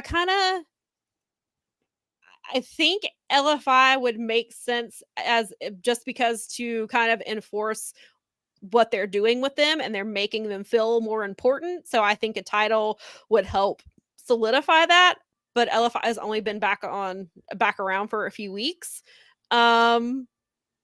But yeah, Brad makes a really good point about House of Black and how if Julia wins and then they win, then everybody but Buddy has a title. And that's not necessarily anything again. And so I could kind of see them going that route here. Brad says that Roosh should be the next international champion. Oh God, I love Roosh. I would not be mad at that, Brad. He can have 2 belts. Why not? Next thing. What do we got? Speaking of perfect timing, here's the international. Speaking of the international belt, thank you, Brad, for the segue. See, he's an awesome guest host. He's doing a great job. Good job, Brad. Brad, good segue. 50 has to fill in for us. He's doing it. He's got it. So another match that we're getting part 2 of is Orange Cassidy versus Jon Moxley 2 for the international championship. This has been a very interesting story, and we kind of touched on it earlier about how Orange has added this new layer to his character that's been fun to watch without him going full-blown heel and maybe alienating some of the younger Orange Cassidy fans. And also Jon Moxley is always fun as a heel. Mm-hmm. He's fun as a babyface. He's fun all the time, but he's a fun heel. So what are your thoughts? Who do you think wins here? I think that it makes sense right now with where Moxley's at, that Orange Cassidy gets his win and gets his title back and he sticks with it and he keeps making people. Maybe Roosh gets a real chance of that at the Revolution or something that comes around. Yeah. I just, because of where Mox is at and where it looks like they're going to be feuding potentially with the House of Black or something else, and I don't know where his actual health is at, but I think that they ratify this and make it. It's gonna be. I uploaded this graphic and went bloodbath. So of course, it's an unlikely match, but yes. So it's gonna be a good. This is one of the matches I'm actually looking, because this is just 2 people that I know are gonna wrestle their asses off in this match. I love both of them so much. I think. Go ahead. I mean, No, there you no, go. I'm on oranges. I'm with the Yeah, orange. I think Orange retains here. I think he has to, just because of the story they've been telling with him and Mox. I think Orange needs to, and then I think this needs to be the last of it for a while. I think Orange Mm-hmm. needs to focus on different people. They need to build up some other stuff that they were doing, like they were doing before. And Roosh would be a fantastic, like if Yep, however long Orange holds on to the title, I think Roosh would be an incredible that's a good one. international champion whenever Orange loses it. I don't think Orange is going to hold it like he did the first time around. Like I don't see this being a very long title reign. I don't think he comes here because I think that will kind of mess up I think this will be I have a feeling this is going to be I don't think Blackpool is like banned from this match, but I feel like John Moxley will win this without needing any outside, or not John Moxley winning. John Moxley will not have to deal with, or Orange Cassidy will be able not have to deal with shenanigans from Blackpool Combat Club. Is what I was trying to get to, my brain can work correctly. that Blackpool will not be out there to where Orange is not going to have to defeat, have where they have all the shenanigans. I feel like this is going to be a straight down the middle match. Like I think this is going to be Orange Cassidy gets a definitive win over John Moxley. Is where I think they're going. And then at some point, hopefully we get Danhausen back because they promoted him all Halloween long and then all month of October, and he was supposed to have come back a few weeks ago, and I don't know what the hell they're doing. So please bring back. Yeah, Danhausen. I don't know what's up with him. They keep like teasing that literally teasing that he's coming back, and then he goes and then away he's not again. there, and then fans keep complaining about it. They're like, "You promised us Danhausen, and he's not here." Seriously. He's Ronda Rousey in ROH though. Do you understand that he's like the number 3 store on freaking Pro Wrestling Tees? Right. Okay, Exactly. get me my Danhausen on there. All right. Vinkin says that he thinks Moxley's winning. Huh. He could. Interesting. I love John Moxley and I wouldn't be mad at it. And Brad says, I'm so excited for the match. I love that Moxley no-sold the Orange Punch on Dynamite, setting up Orange needing a different way to take Moxley at it. Another layer to a great story. Yes. Nikki said, I love Mox, but she needs Orange to retain. Brad says, the story says Orange wins to complete his story of needing to beat Moxley before being whole again. Orange wins. Mox shakes the hand post-match. I hope so. Mox. Brad said there's a story about Danhausen, and that's why he's off TV Doghouse. Well, why? Well, I'm not going to go there. I'm not going to say what I want to say here. I will leave that because we'll be here. I'll just leave that.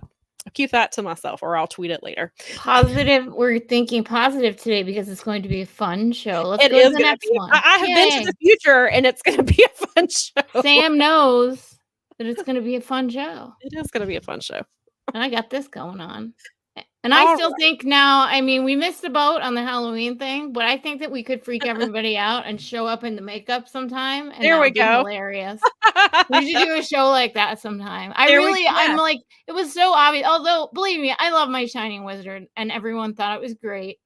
But I do that Shining Wizard costume. I can't believe she talked about it. I didn't get to read because I bookmarked it and then never read your transcript because you always tweet the call. And I was like, oh, that's hilarious. She even said something about it. Yeah. So, yes. So this match here is for the AEW Women's World Championship, 3-time AEW Women's World Champion Hikaru Shida is taking on Toni Storm.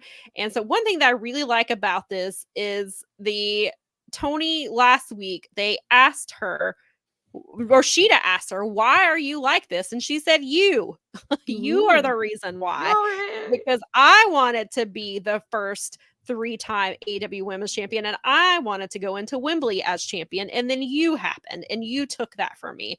And so now you have driven me into madness, and I am the star here. And so what was really cool about so Tony on the media call, Tony was asked about this match, and he was you could tell so this is the times where I'm like, you do seem to care about women's wrestling. You just put some damn effort into it. Anyway, so he's talking about Toni and how, well, first he puts over Shida and just talks about how she's a great champion. He's loved her third reign.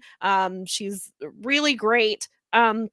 But then Tony, apparently this idea for this character with Tony has been ongoing for several months.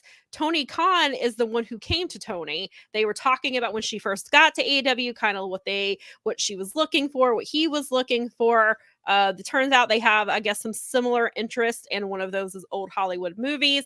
He gave her a bunch of old movies to watch, and then Tony just sunk as his terms were that she sunk her teeth into it, and she's really become a starlet. Like, she's not trying to be a starlet, she is a starlet, and she's really taken this character to new heights. And he was talking about how he thinks that doing black and white makeup would be an amazing Halloween costume. He was saying that it was really fun here. He is really excited about this match. He all but it seemed like he had to stop himself from saying that Tony was going to win this match. Like, he was just that excited and into what he was talking about that he nearly gave it away. It sounded like, I was like, watch out. You're gonna give it away. Oh, and also another little thing that he dropped in this conversation was that it took longer to get Mariah May than they expected. And so he's been trying to get her for a while, and she was going to be involved in this story. Like, this is a story they've been planning with Mariah for a while, or they had Mariah, I guess, in mind, and they were trying to get her. But obviously, because she had the stuff. I had heard that I had heard for a while that they were having. I mean, they were serious. This kind of has been in the works, so. I'm not. Yes, when she finally showed up, because it kept being like, is she really going to show up? And then she finally did, and I was like, okay, it wasn't spectacular, but there she is. Like, yeah. So it did actually come to fruition. Going. So it's been going on for a little bit. I think she had to finish up everything.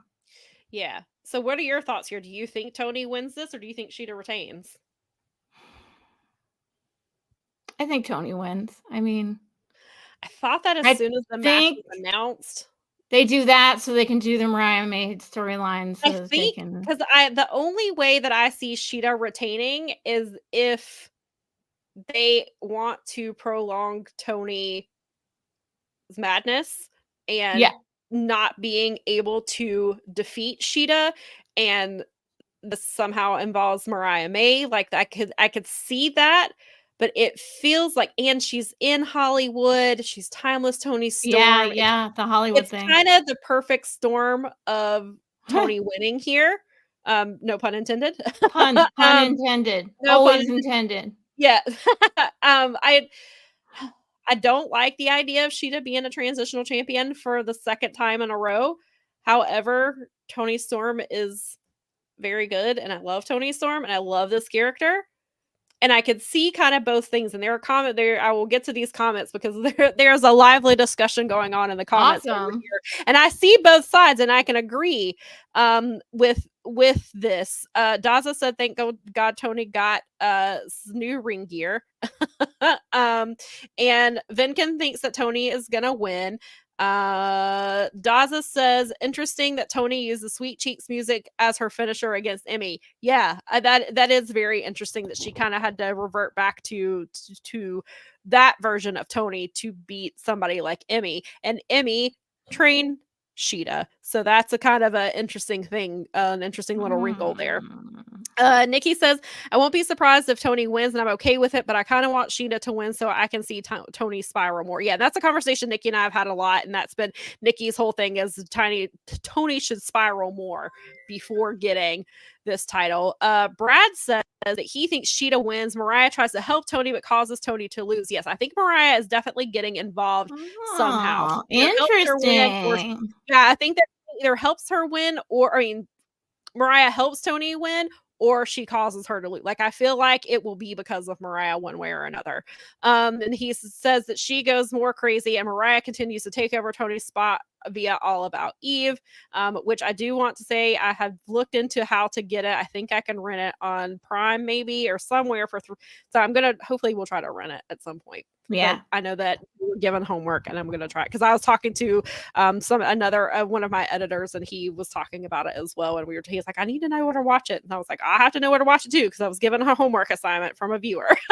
It'd be fun too. I love that kind of stuff. So yeah, and it was and what's really interesting is I was looking at All About Eve, and we were talking about how it's kind of been the story itself has been adapted in so many different ways, and like Paul was saying on the Dynamite show that Showgirls is actually pretty much the story of All About Eve, and I was making that okay. yeah, and so I was looking up there's a Wikipedia on about All About Eve, and I was looking specifically under the adaptations thing. And it's funny, they were talking about how Magic Mike is loosely based on All About Eve because there is a younger stripper dancer that is trying to learn from Channing Tatum's character.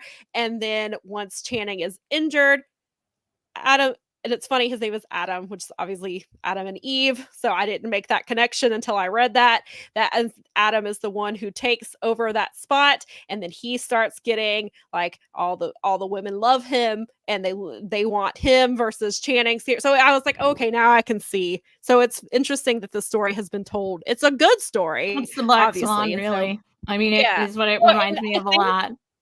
Wrestling is a place where you can tell a story like this, and it's a lot of fun. And so Brad also says, he said that Mariah eventually wins the title from Shida, something Tony couldn't do. That is I like that, Brad. And then Vinkin says that he thinks Tony wins because of Mariah, which is so I feel like again Mariah either is why she wins or why she loses. I think Mariah will be the catalyst here, one way or the other. Yeah, Daza said Mariah may be stepping in at some point to replace Tony in a title match, and winning the belt actually really ties in with what happens in All About Eve, which is what Brad was thinking as well. Daza said Tony failing would be the impetus to her bringing Mariah in as her ally. Yeah, I'm excited. So let's go. I'm excited for this, and I think this match is going to be really good because they're two phenomenal women here. I think this is going to be a really good match.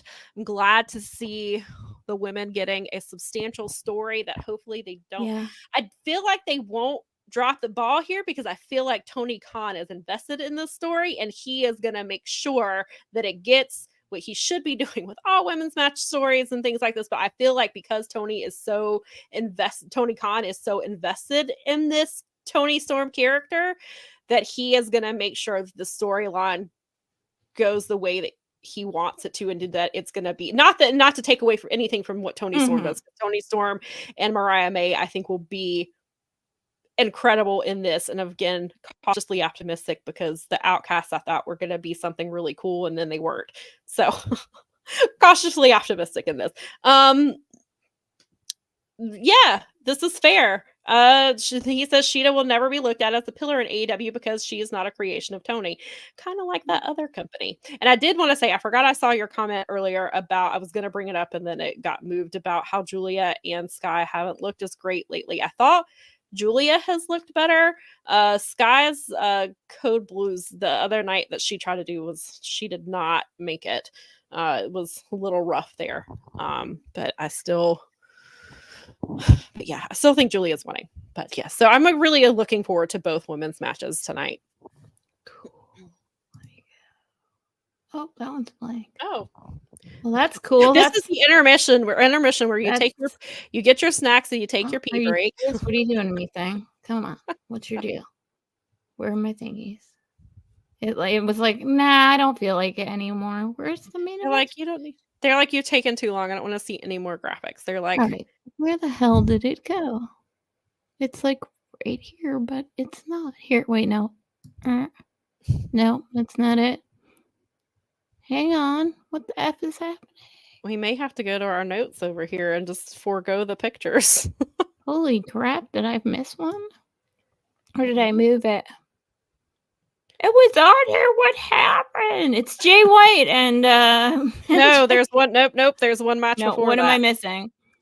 Sting and Darby Allin and Adam Copeland versus Christian Cage's Patriarchy. Yeah, you're right. Where is that?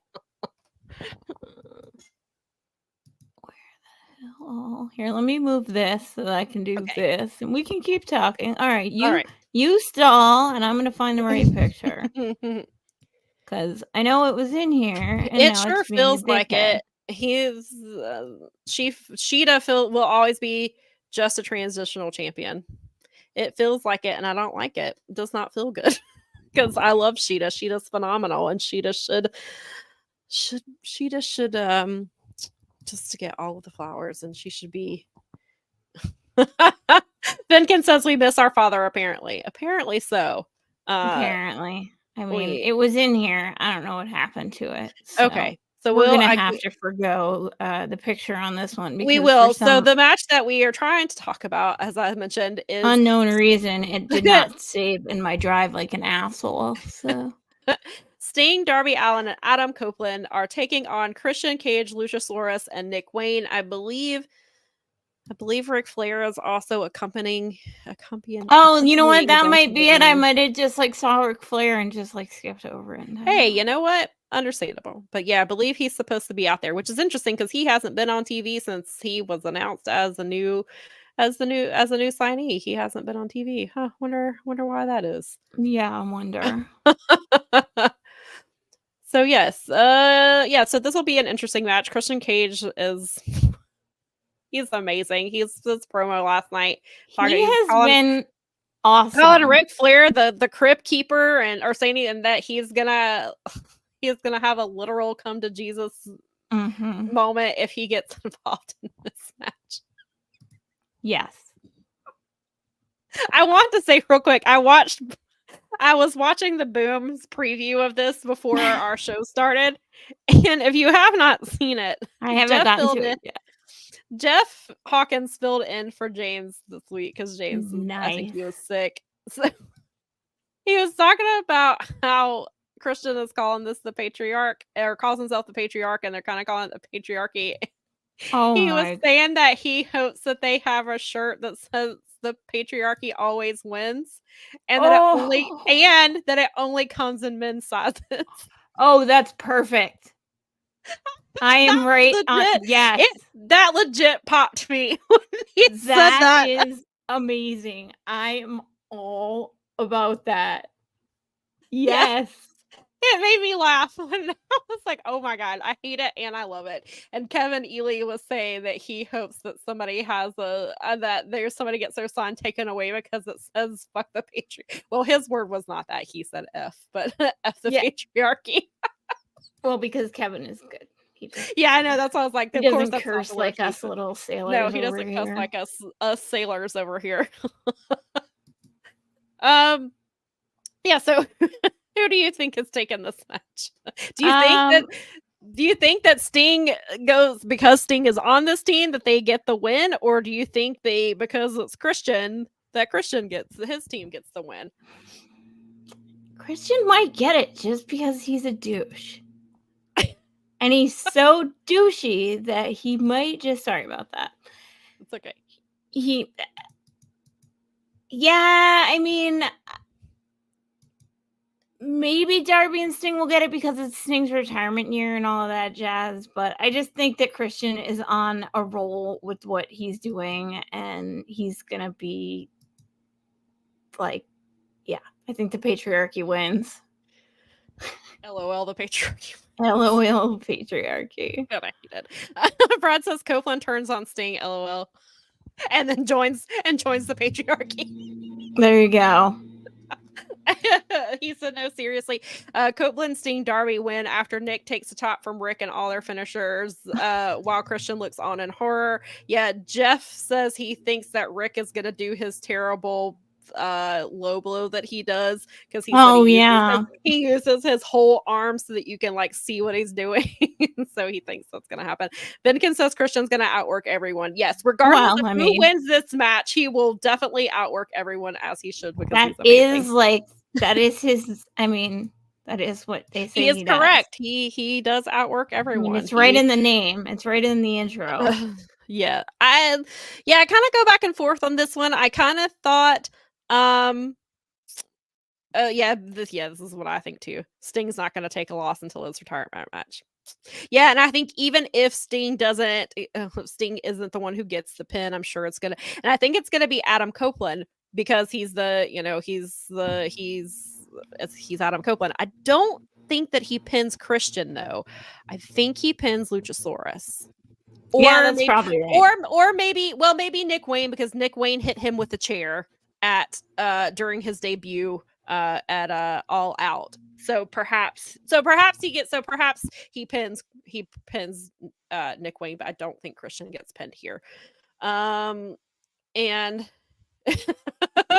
Vitkin says he's gonna up Brad's idea and says that Rick will interfere and Luchasaurus is gonna put him through a table. I'm fine with that. I will not be mad if that happens because they also brought up the point on the boom that the Boom Goes Dynamite was what this preview was. They brought up the point that Ric Flair is cleared to take bumps and Sting is gonna jump off something in the Kia Forum because that's what he does. And so Ric Flair is not gonna want to get one upped and he's gonna want to do something, maybe not quite as crazy as whatever Sting does, but Rick is going to want to get involved too, and he's going to take a bump too. I mean, if he goes through a table, I'm not going to cry about it. No, I mean, I'm just. I don't want to be like overtly like, but also fuck that. Like, you can yeah. go through Also, a table. if I might watch it. I might watch it 10 times in a row. Yeah, I might. Yeah, I might gift that. Nikki said it's or GIF it, depending on who you which side of the. Listen, I don't care if that man is wrong. I know he invented it, but he's wrong. Okay. And finally, I think I have the I actually might have the graphic final picture. Do I? Yes, I do. We made it to the end of the card. Oh my god. Mel did it. and we still have time before the pre-show starts. Yes. Before 0 hour. Just barely. But barely. There.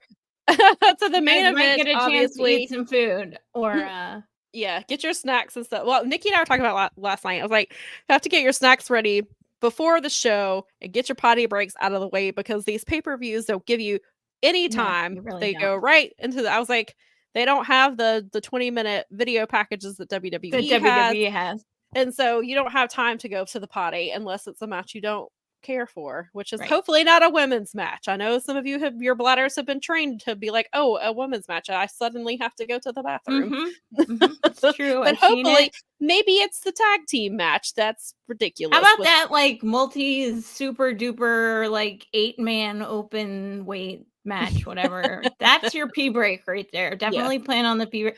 Like you can't you're not gonna either that or the Golden Jets versus the Young Bucks. Well, yeah, I mean that might be your go get your snacks match. And that's probably gonna be on earlier because the Young Bucks tend to have like the second, third, or fourth match generally in pay-per-views. So, I don't know. They're in California. Maybe they push it. Maybe they do it a little later. I mean, perhaps we have this is the easy for me to say. The confirmed main event. Yes. So this Jay White will be last. Yes, Jay White versus MJF for the AEW World Championship. While Jay carries around the Bang Bang belt, it is actually MJF's belt. MJF nearly got his title back last night. When they were in the ring, he held it in his hands. It was in his hands, and then the guns came out because Juice Robinson was attacked last night. Before it was he was attacked. What was it, after the main event? During the main event. I guess during the main event we found out afterwards. There we go. So Juice was attacked, which was he's laid out. Or no, wait a minute. MJF threw the TV at him, right?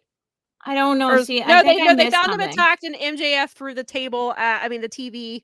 Wait, didn't MJF throw a table at somebody last night? Or a TV at somebody backstage? I don't know. I might have missed that part. Because Juice was laid out and they went back there and Oh jeez. How did I already forget? I mean, I did watch this at like 2 a.m. So I know, but we have it's not like you don't have But yes, so Juice. So what are what are your thoughts here? Who do you Do you think MJF wins and retains his title? I mean, I love Jay White, and I would love to see him carry this belt, but I do see Max getting his belt back and getting things back on track, and him having those challenges with people like Joe or whomsoever. I mean, Adam Page is out there like looking hot again, so maybe there's that. But I think he finally gets his. I don't think there aren't going to be shenanigans here. Yeah, absolutely. Obviously. But I think that he ultimately prevails. These are two really good wrestlers, so hopefully they do more wrestling than BS. I hope so. Because, like you said, this is a conversation Mel and I have had many times. We love Jay White. We want him to be champion, but now is not the time. That's not the story they're telling. And also because World's End is on Long Island, I feel like he's gonna retain at least going into his hometown. Perhaps he loses it there. I can't. I'm not sure, but I think he will win tonight. I think he was always going to win, but now that we know that the final pay-per-view of the year, and a brand new pay-per-view at that, and it's on Long Island, where he is from, I think he gets it back. Do you think that the devil is revealed tonight? That I don't know, because I can see them not revealing that tonight. Yeah, I think everyone's expecting that that's going to happen tonight, but I think especially with the big named person that's supposed to be coming in, I think that trying to double up on your super duper surprises, or if it is Max, then it was Max all along. Or we talked about this. I think it was on last week's show, or maybe it was the show before, that the only way I see it getting revealed is if the person who is the devil faces MJF at World's End. Yeah, but I feel like the reveal happens at World's End. Especially like you said, because now we have a new signee coming in. I mean, that hasn't stopped them before. We've had a show where where we've had like because we had Danielson, Ruby Soho, and Adam Cole all on the same debut on the same show. So, but I'm pretty sure the show that Mox debuted on, they said that there were like 2 other people then. Yeah, so I feel like the devil. Something happens with the devil. Maybe he goes. I assume that they might advance the plot with the devil. Yeah, but I don't think the reveal happens here. I think it happens at World's End. I think it ends. I think the pay-per-view ends. I think World's End ends with the devil's reveal. And I mean, that makes sense in the way that, like you said, with the Revolution being sort of the reset button, like the Wrestle Kingdom of AEW, where it's like, here's the news, and New Year Dash, like, here's the new stuff, here's what we're doing, here's everything's settled now, and everybody's had their beef, and I've got my Triple B back, and life's good. Like, I do see that. I mean, that seems like it makes sense. I feel like Wardlow, and that's the thing. Does Wardlow face MJF at like Winter is Coming? Because that's where MJF came back. No, is that where he came back? I don't think so. Or he had and he had a match there. Yeah, so I feel because Winter is Coming is such a big show. I feel like maybe it's Wardlow and Samoa Joe are the main 2 like people that still have to face him. So I assume one gets the World's End match and the other gets the Winter is Coming match. I just don't. Since Joe's kind of the bigger name, it almost feels like that's like that would be. Yeah, I feel like Wardlow. I feel like he wrestles Wardlow at Winter is Coming. Although that does need to happen. Like, they need to get that going. I mean, Wardlow's great when he's hot. So yeah. Yes. And so Brad did confirm that he was going to drop the TV on Juice, and Jay got in and MJF chased him off with the TV. Yes. Okay.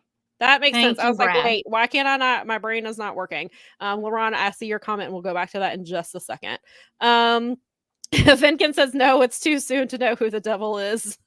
I believe Agreed. that's what that. I I believe think that's that's what true. I that's in think there's reference to. time here. I think you can drag this one out a little I longer. think they can. And Brad says, I'm going to go with Swerve winning the title at World's End. The Devil is revealed and fused with MJF into 2024, where it's announced that MJF resigns to take out the Devil, who is Cole. And I still am under the impression that I know that they're saying, and even Brett is saying she's not the Devil, but I feel like she's involved. I do think it's Cole. We've talked to somebody last night was saying that they thought the Devil was going to be Kyle O'Reilly, which we've talked about a few times that. Yeah. Because I had thought Kyle O'Reilly in the right. beginning, I thought it was Kyle O'Reilly because I thought it was going to set up the Kingdom stuff. The MJF and Adam were going to lose the tag team titles to Kyle O'Reilly and Roddy Strong. If Kyle is to be believed about his injury and his recovery and how long it's taking him, which I feel like he's not lying about that. I mean, I know wrestlers lie, as Daniel is they like to say, but I feel like if Kyle is truthful in what he is saying, he is nowhere near being ready to wrestle. Right. Vinkin says, where is Kyle? Even he is still recovering from his injuries from last year. He has had a really tough time. He's posted it in his Insta story some. I think he has it actually on his Instagram page, but he had a ton of setbacks. He's been trying to get I know he deals, and also he's a diabetic, so he's been having to make sure that's under control, and it just sounds like he's having a really tough time. I hope that we will see him in a ring again. Kyle is one of my favorites. I really loved it. I hope maybe they can figure out a way to get him on TV, but then I'm afraid that'll give people false hope because I don't want them to push Kyle before he is ready.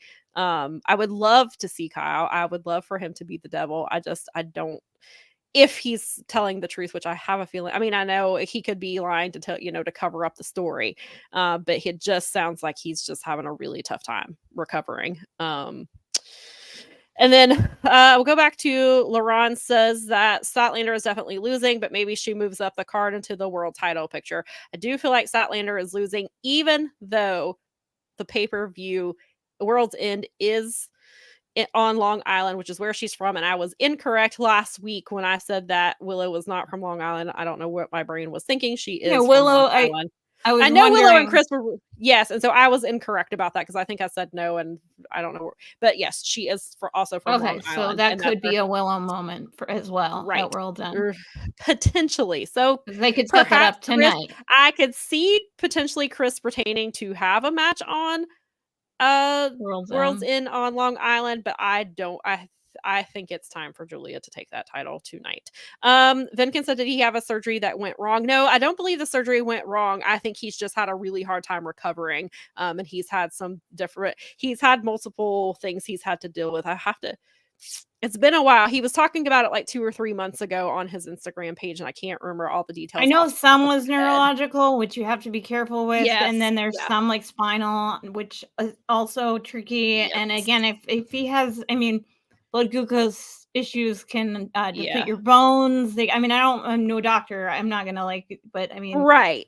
There's a lot of things that can happen when you don't get the right minerals and nutrients into your body, and unfortunately, that can really mess around with your life. And that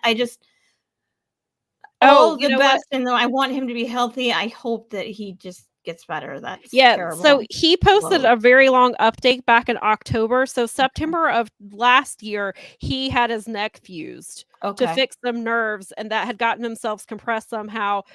He said, I'm sure a career of landing on my head for a living played a role, but sadly we'll never know. But he said, regardless, he had been in pain and losing strength in his right arm for some time, and no amount of tape or denial could delay his surgery any longer. Unfortunately, he suffered from a rare post-surgical complication, and suddenly he couldn't move his arm at all. It's called C5 palsy, and his nerves take a long time. His doctor said nerves take a long time to heal. So I was left to be patient and test my perseverance. And he said he had to relearn how to brush his teeth, and he had to learn how to wipe his ass with his left hand, he says. This is like, yep. yeah, and so he's got a new device that's helping that he started using back in, or he's talking about in this October post that has helped him. And it's specializes in helping those in post-surgical neurological injuries. Mhm. Um and so yeah, he just said that the wrestling ring has felt like an oasis in the desert for me these last 12 months. I know I will keep walking out. If I keep walking, I'll eventually reach it, but I don't know if it'll if I'll just disappear if it'll just disappear when I get there like a mirage. I'm so parched. All I want to do is get to the oasis and drink to quench my thirst, and but I have to be careful or I'll trip in the sand or collapse from the heat. So yeah, it sounds like he's That's yeah, I'm yeah, I so don't know sorry. that he's yeah, I don't know how close he is to All of returning. that shit Um, is bad and yeah, it's a sucks. lot. So, That's too much. Best wishes to Kyle O'Reilly forever. He's like I mean,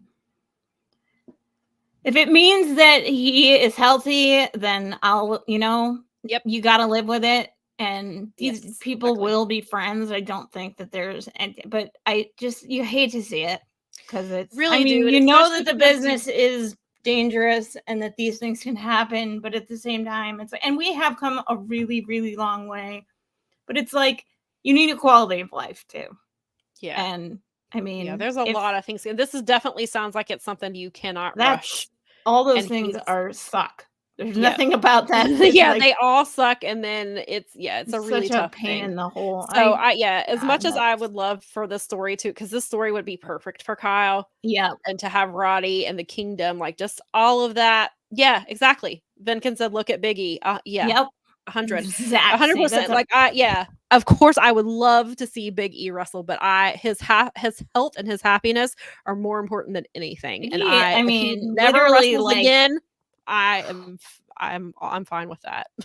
dude, And he's so still here. He's like a fraction of a way of dying. Like that breaking that one is a killer yeah, in it most was every other time or mhm, whatever. I mean, right. Biggie will always be awesome. So I mean, it's just like the same thing with Kyle O'Reilly. Like these people will always like have a good warm place, and so it's like it's just it's you hate to see it, You and do. You it do. just sucks. And I It does. really, yeah, I hope. I Yeah. mean, part of me hopes so because that means that he's better.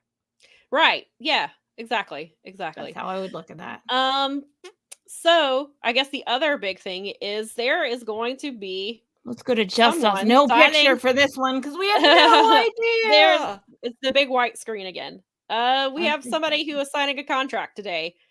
We do not know if it is we don't know who it is because they have said uh Tony was very careful in the way he worded it. He He said kept using they, the they so pronoun. which I guess led to some people wondering if it because I didn't see it, but Paul said on the Dynamite show that led to some people speculating that it was Speedball because Speedball uses he they pronouns, Interesting. which is possible, but I think Tony was trying to be careful Hmm. with who it is. There are some very obvious options. There's gotten louder over the last few days of who it is, but one person I will bring up before we get to the other names. One person I did not think about. Well, Was listen, Daza. Daza? It's Daza's. Yep, it's Oh Daza. my So gosh, there I we didn't go. even think of I saw it Daza. in the future. I didn't want to tell you that I saw that in the future, but I thought I was going to let You Daza be the may or may reveal. not be getting a graphic though. She didn't see that far. Right. This is true. So somebody had pointed threw it out in a. I just happened to see it in it was a reply to something. I don't even remember what tweet it was. I hadn't thought about it. Somebody suggested that it's Shibata.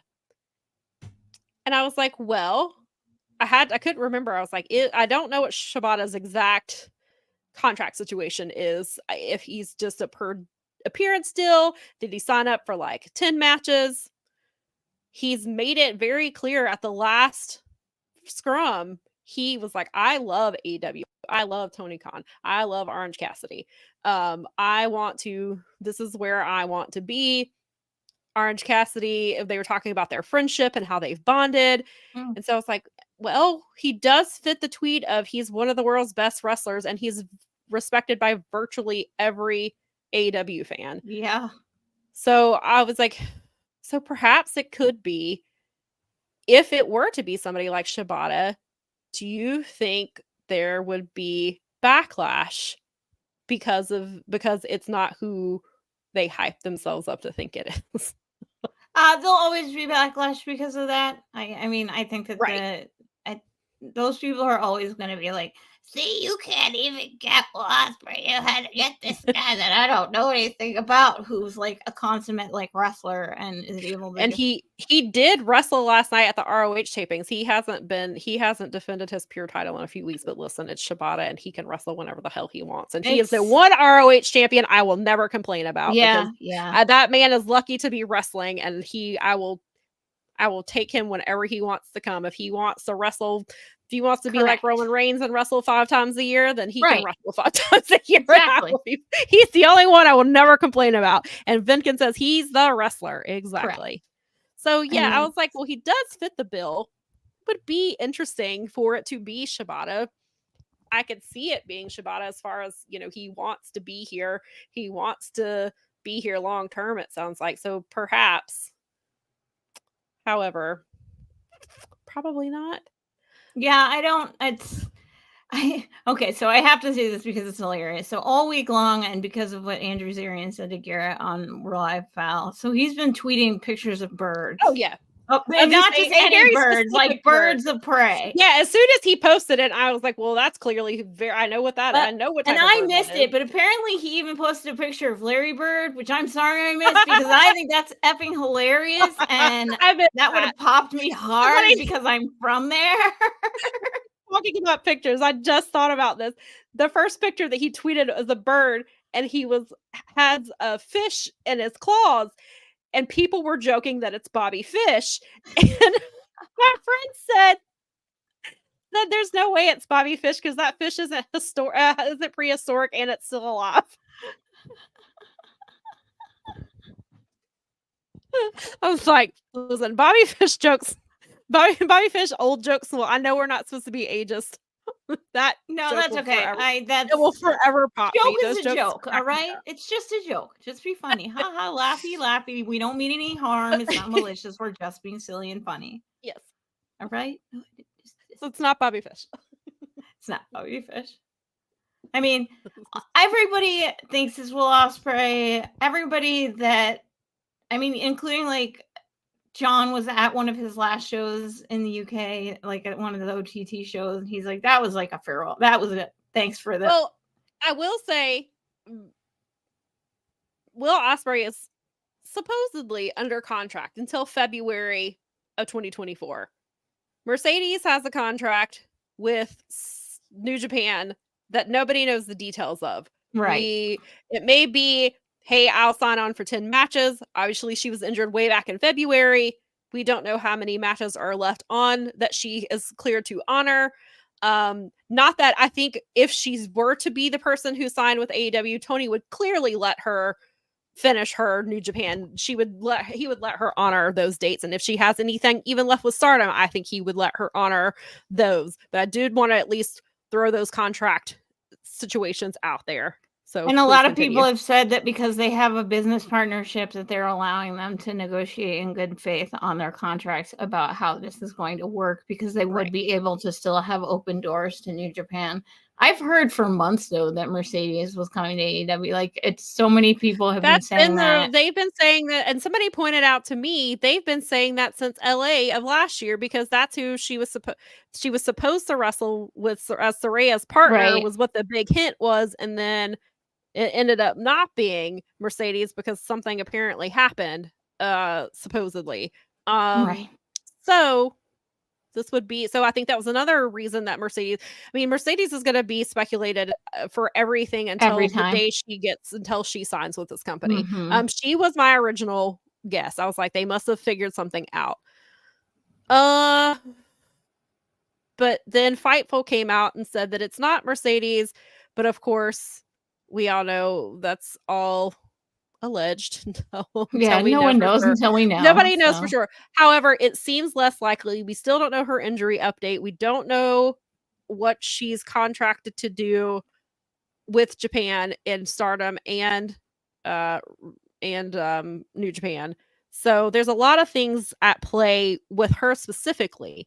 So it does feel like it's going to be Ospreay. It seems to be. Andrew Zarian has confirmed it. Somebody else I have seen has said that's what they were told as well, but they were like, we won't know for sure until it happens.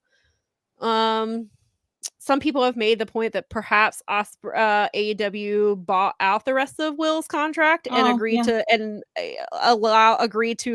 let him wrestle at Wrestle Kingdom and whatever remaining dates he has with them, which seems possible. I think because at first when I heard that, I was like, Tony's not going to do anything to jeopardize that deal with New Japan because it took them a long time to get back in. I know it was because it was a different president at the time, but New Japan was really mad at Tony and at Kenny and the Young Bucks for a long time, and it took them a long time to get to where they are now, to even have Forbidden Door, to have the stuff that they're having. So I think whatever happens, I do think that Tony is going to do it's not going to be a one-sided thing. Like, I feel like Tony's going to be very careful with this relationship and will do if he is negotiating with both Will and Mercedes, that he's going to be respectful of it.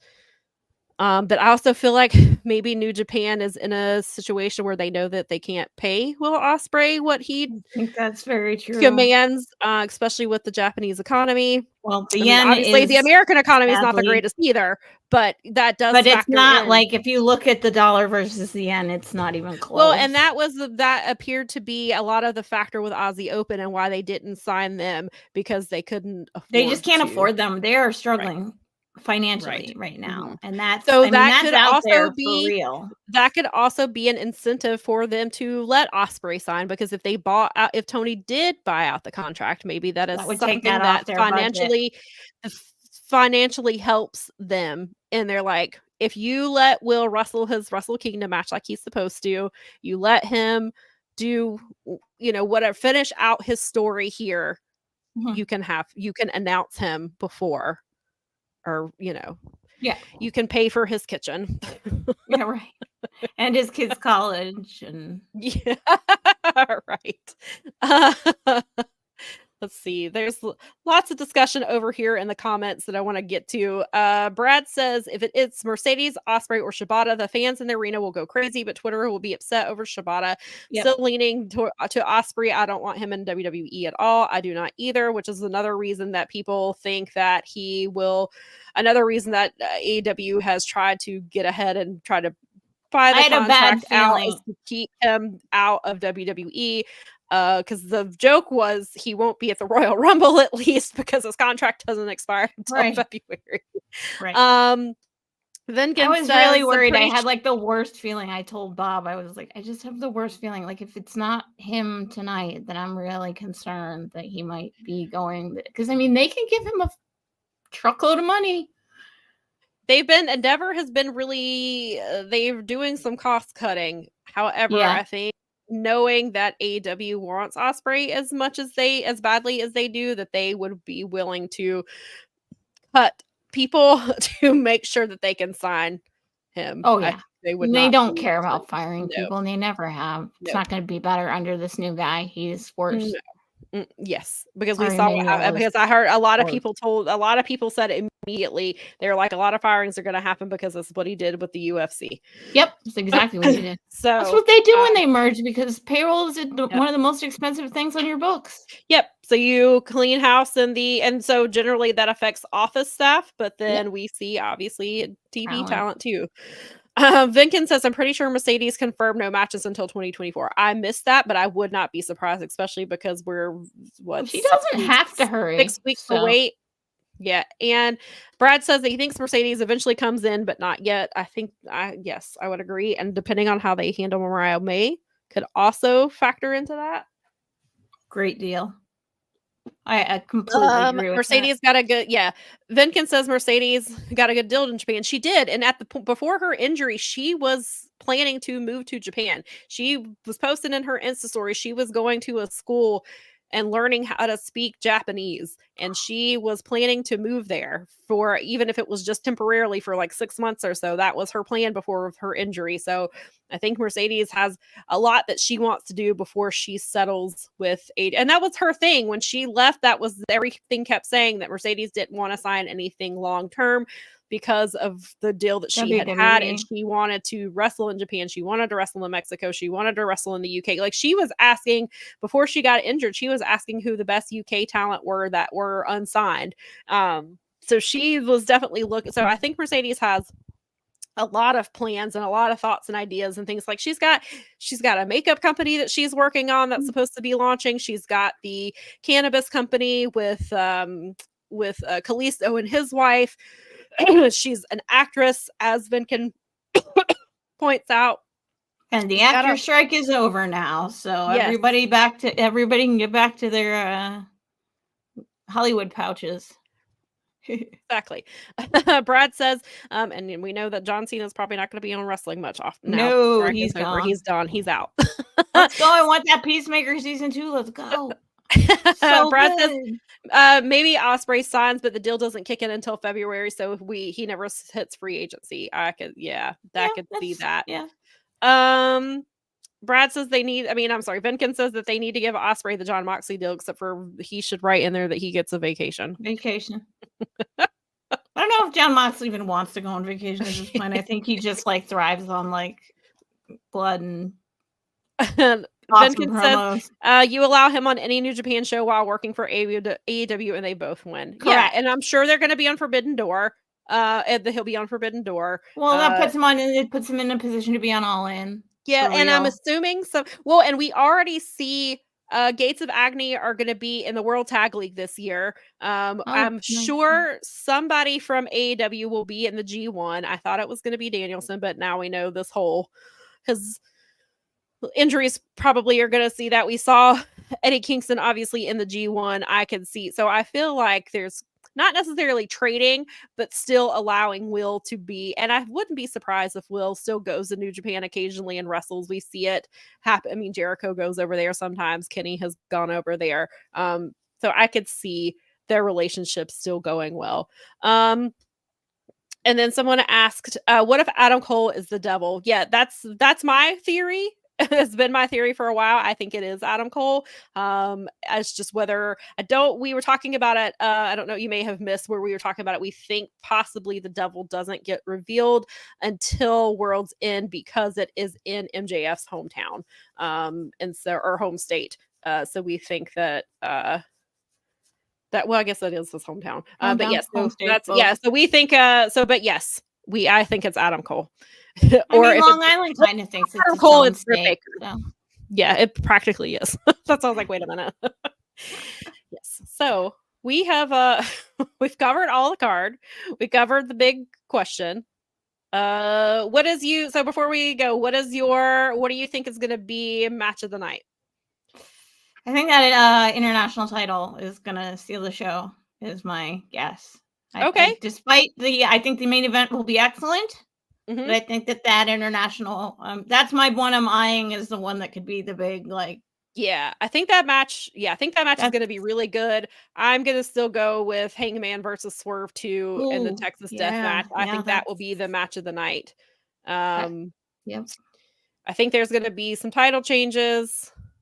Nikki said Swerve versus Hangman is what she thinks will be match of the night. Yeah, you guys chime in and let us know before we let you leave. We'll let you finally go. Finally go. This is not a record for us though, so that's no, it's not. And we'll be back at our regular time next week. We'll be back on Sunday. Monday at 1. Yes, we'll be here. Let's see. Yeah, do you think any other thoughts about this pay-per-view? No, I think I'm ready to go. I think that I'm ready for you to have the world's happiest birthday ever. Thank you. I really hope that he doesn't announce that he's signing Rhonda. Yeah, because I was like, wow, this man's like, wow, it's her birthday. First of all, the universe was like, oh, it's her birthday weekend. Let's tell her about this car problem she now has. And I know, I saw it. I was like, then the F you, universe, that's bad timing. And Tony was like, oh, I'm gonna pile on and bring in Ronda Rousey. Please no. Please no. Please no. Please no. So Daza also says Hangman versus Swerve. Brad says Golden Jets versus the Bucks. I think you're messing with us. And he says, no, really. He thinks it's going to be Thor versus Okay, Logan. all right. See, I didn't even look in the comments that time. I knew you were messing with us. Daza says, Brad, did you he just say silly. that Mike and JD did an awesome show on the JFK assassination? Was this on their Patreon? Was it on the after time? Because Yeah, those 'cause guys are. that sounds I'm very pretty fascinating. darn close to signing up because I can't stand it. Vinkin says he would say the ladder match, but we don't have Penta and Ray in it, so no. Yeah, That is fair. That is fair. That's exactly right. Actually, that's like it's a great point. Penta versus and Commander, not versus, but Penta and Commander versus the Bucks the other night was so much fun. And I always talk about how the Lucha Brothers and the Young Bucks have excellent chemistry, even in singles matches. But even Commander just got right in there, and it was so good. I really enjoyed really it. Good. Loved that match. Commander is, I just love Commander, but I love Penta too. And Penta is a phenomenal singles wrestler. Like, I love, of course, I'm a huge Lucha Brothers fan, but I love seeing both he and Phoenix doing single stuff. We are lucky to get those. Thank you. Brad says happy birthversary. And Aza did confirm that it is on Mike and JD's Patreon. So we are plugging somebody else's Patreon, but we need to plug her. That's okay, because that's all right. It's right here. Bonk. Yeah, and we love Mike and JD. They are huge supporters of myself and Mel, and we love them, and we wish them all the success. So if it is in your budget to support them as well, we definitely recommend it. But if you want to sign up for our Patreon, the Fight Game Media one, we are obviously here on YouTube on the free feed, but you can catch the audio of us on the $10 feed. And then actually, last week on the Patreon free feed, last week's show is up there because we had on the phenomenal guests of Darius Lockhart and Sugar Dunkerton talking about Ashe Wrestling. We will be previewing that show next week, and then once the show, because the show is December the 1st, so you will get some post-show analysis, and Mel will actually be watching as well, because if you are not in Charlotte, the show is available to stream. Tickets do go on sale Friday, Black Friday. They go on sale, and they will be $10 that weekend. So if you want to support amazing indie wrestling, I'm doing it. I'm buying it on the yeah, those people, yeah, they're great. But yeah, so the audio for the audio is up for free on that. But then there's not just us, obviously. There's so many great shows. And then if you're on the YouTube, if you subscribe to our YouTube channel, there's also the Dynamite show is live every Wednesday, right after, like 20 minutes after Dynamite ends. And then Thursdays is Speaking of Strong Style. So if you're a New Japan fan, Jeremy and Steven do great stuff over there. They had actually the new English commentator Walker Stewart was in the chat 2 weeks ago. I didn't get to make it into this week's show, but that was really cool. So there's that stuff is happening, and you can get the audio of Speaking of Strong Style on the Fight Game Media $10 tier. Also, if you're on that $10 tier, we have a monthly happy hour hangout. We had our first one last month, and Brad attended with us, and so it's us, it's some of the Fight Game Media personalities and some of the Patreon subscribers, and you can come hang out and shoot the shit with us for a little bit. And we had a filthy Tom Waller love fest. Yeah, because in filthy we trust. Exactly. So definitely check that out. Make sure you subscribe. And I did come from the future, so make sure that you see the Fight Game. I mean, the Fight Game Media will be live after Full Gear tonight, and so make sure that you go support them. I will tell you from the future, it is a good show. I wasn't in the future, but I know that it's awesome because all those guys are great. Because we just have a lot of fun people here on every level. Yes, Brad said it's a lot of fun. Everyone in the chat should join. Yes, he's talking about the happy hour for the Patreon. Plus, you get the Discord access, and I am hanging out in there, guys, usually. So if you need to pass anything along, just go ahead and hit us up in our channel or in the general. You can tag me, whatever. But yes. And while we're plugging stuff, make sure that you are following Power Bombshells on Twitter and Instagram, particularly Twitter, because I'm working on something.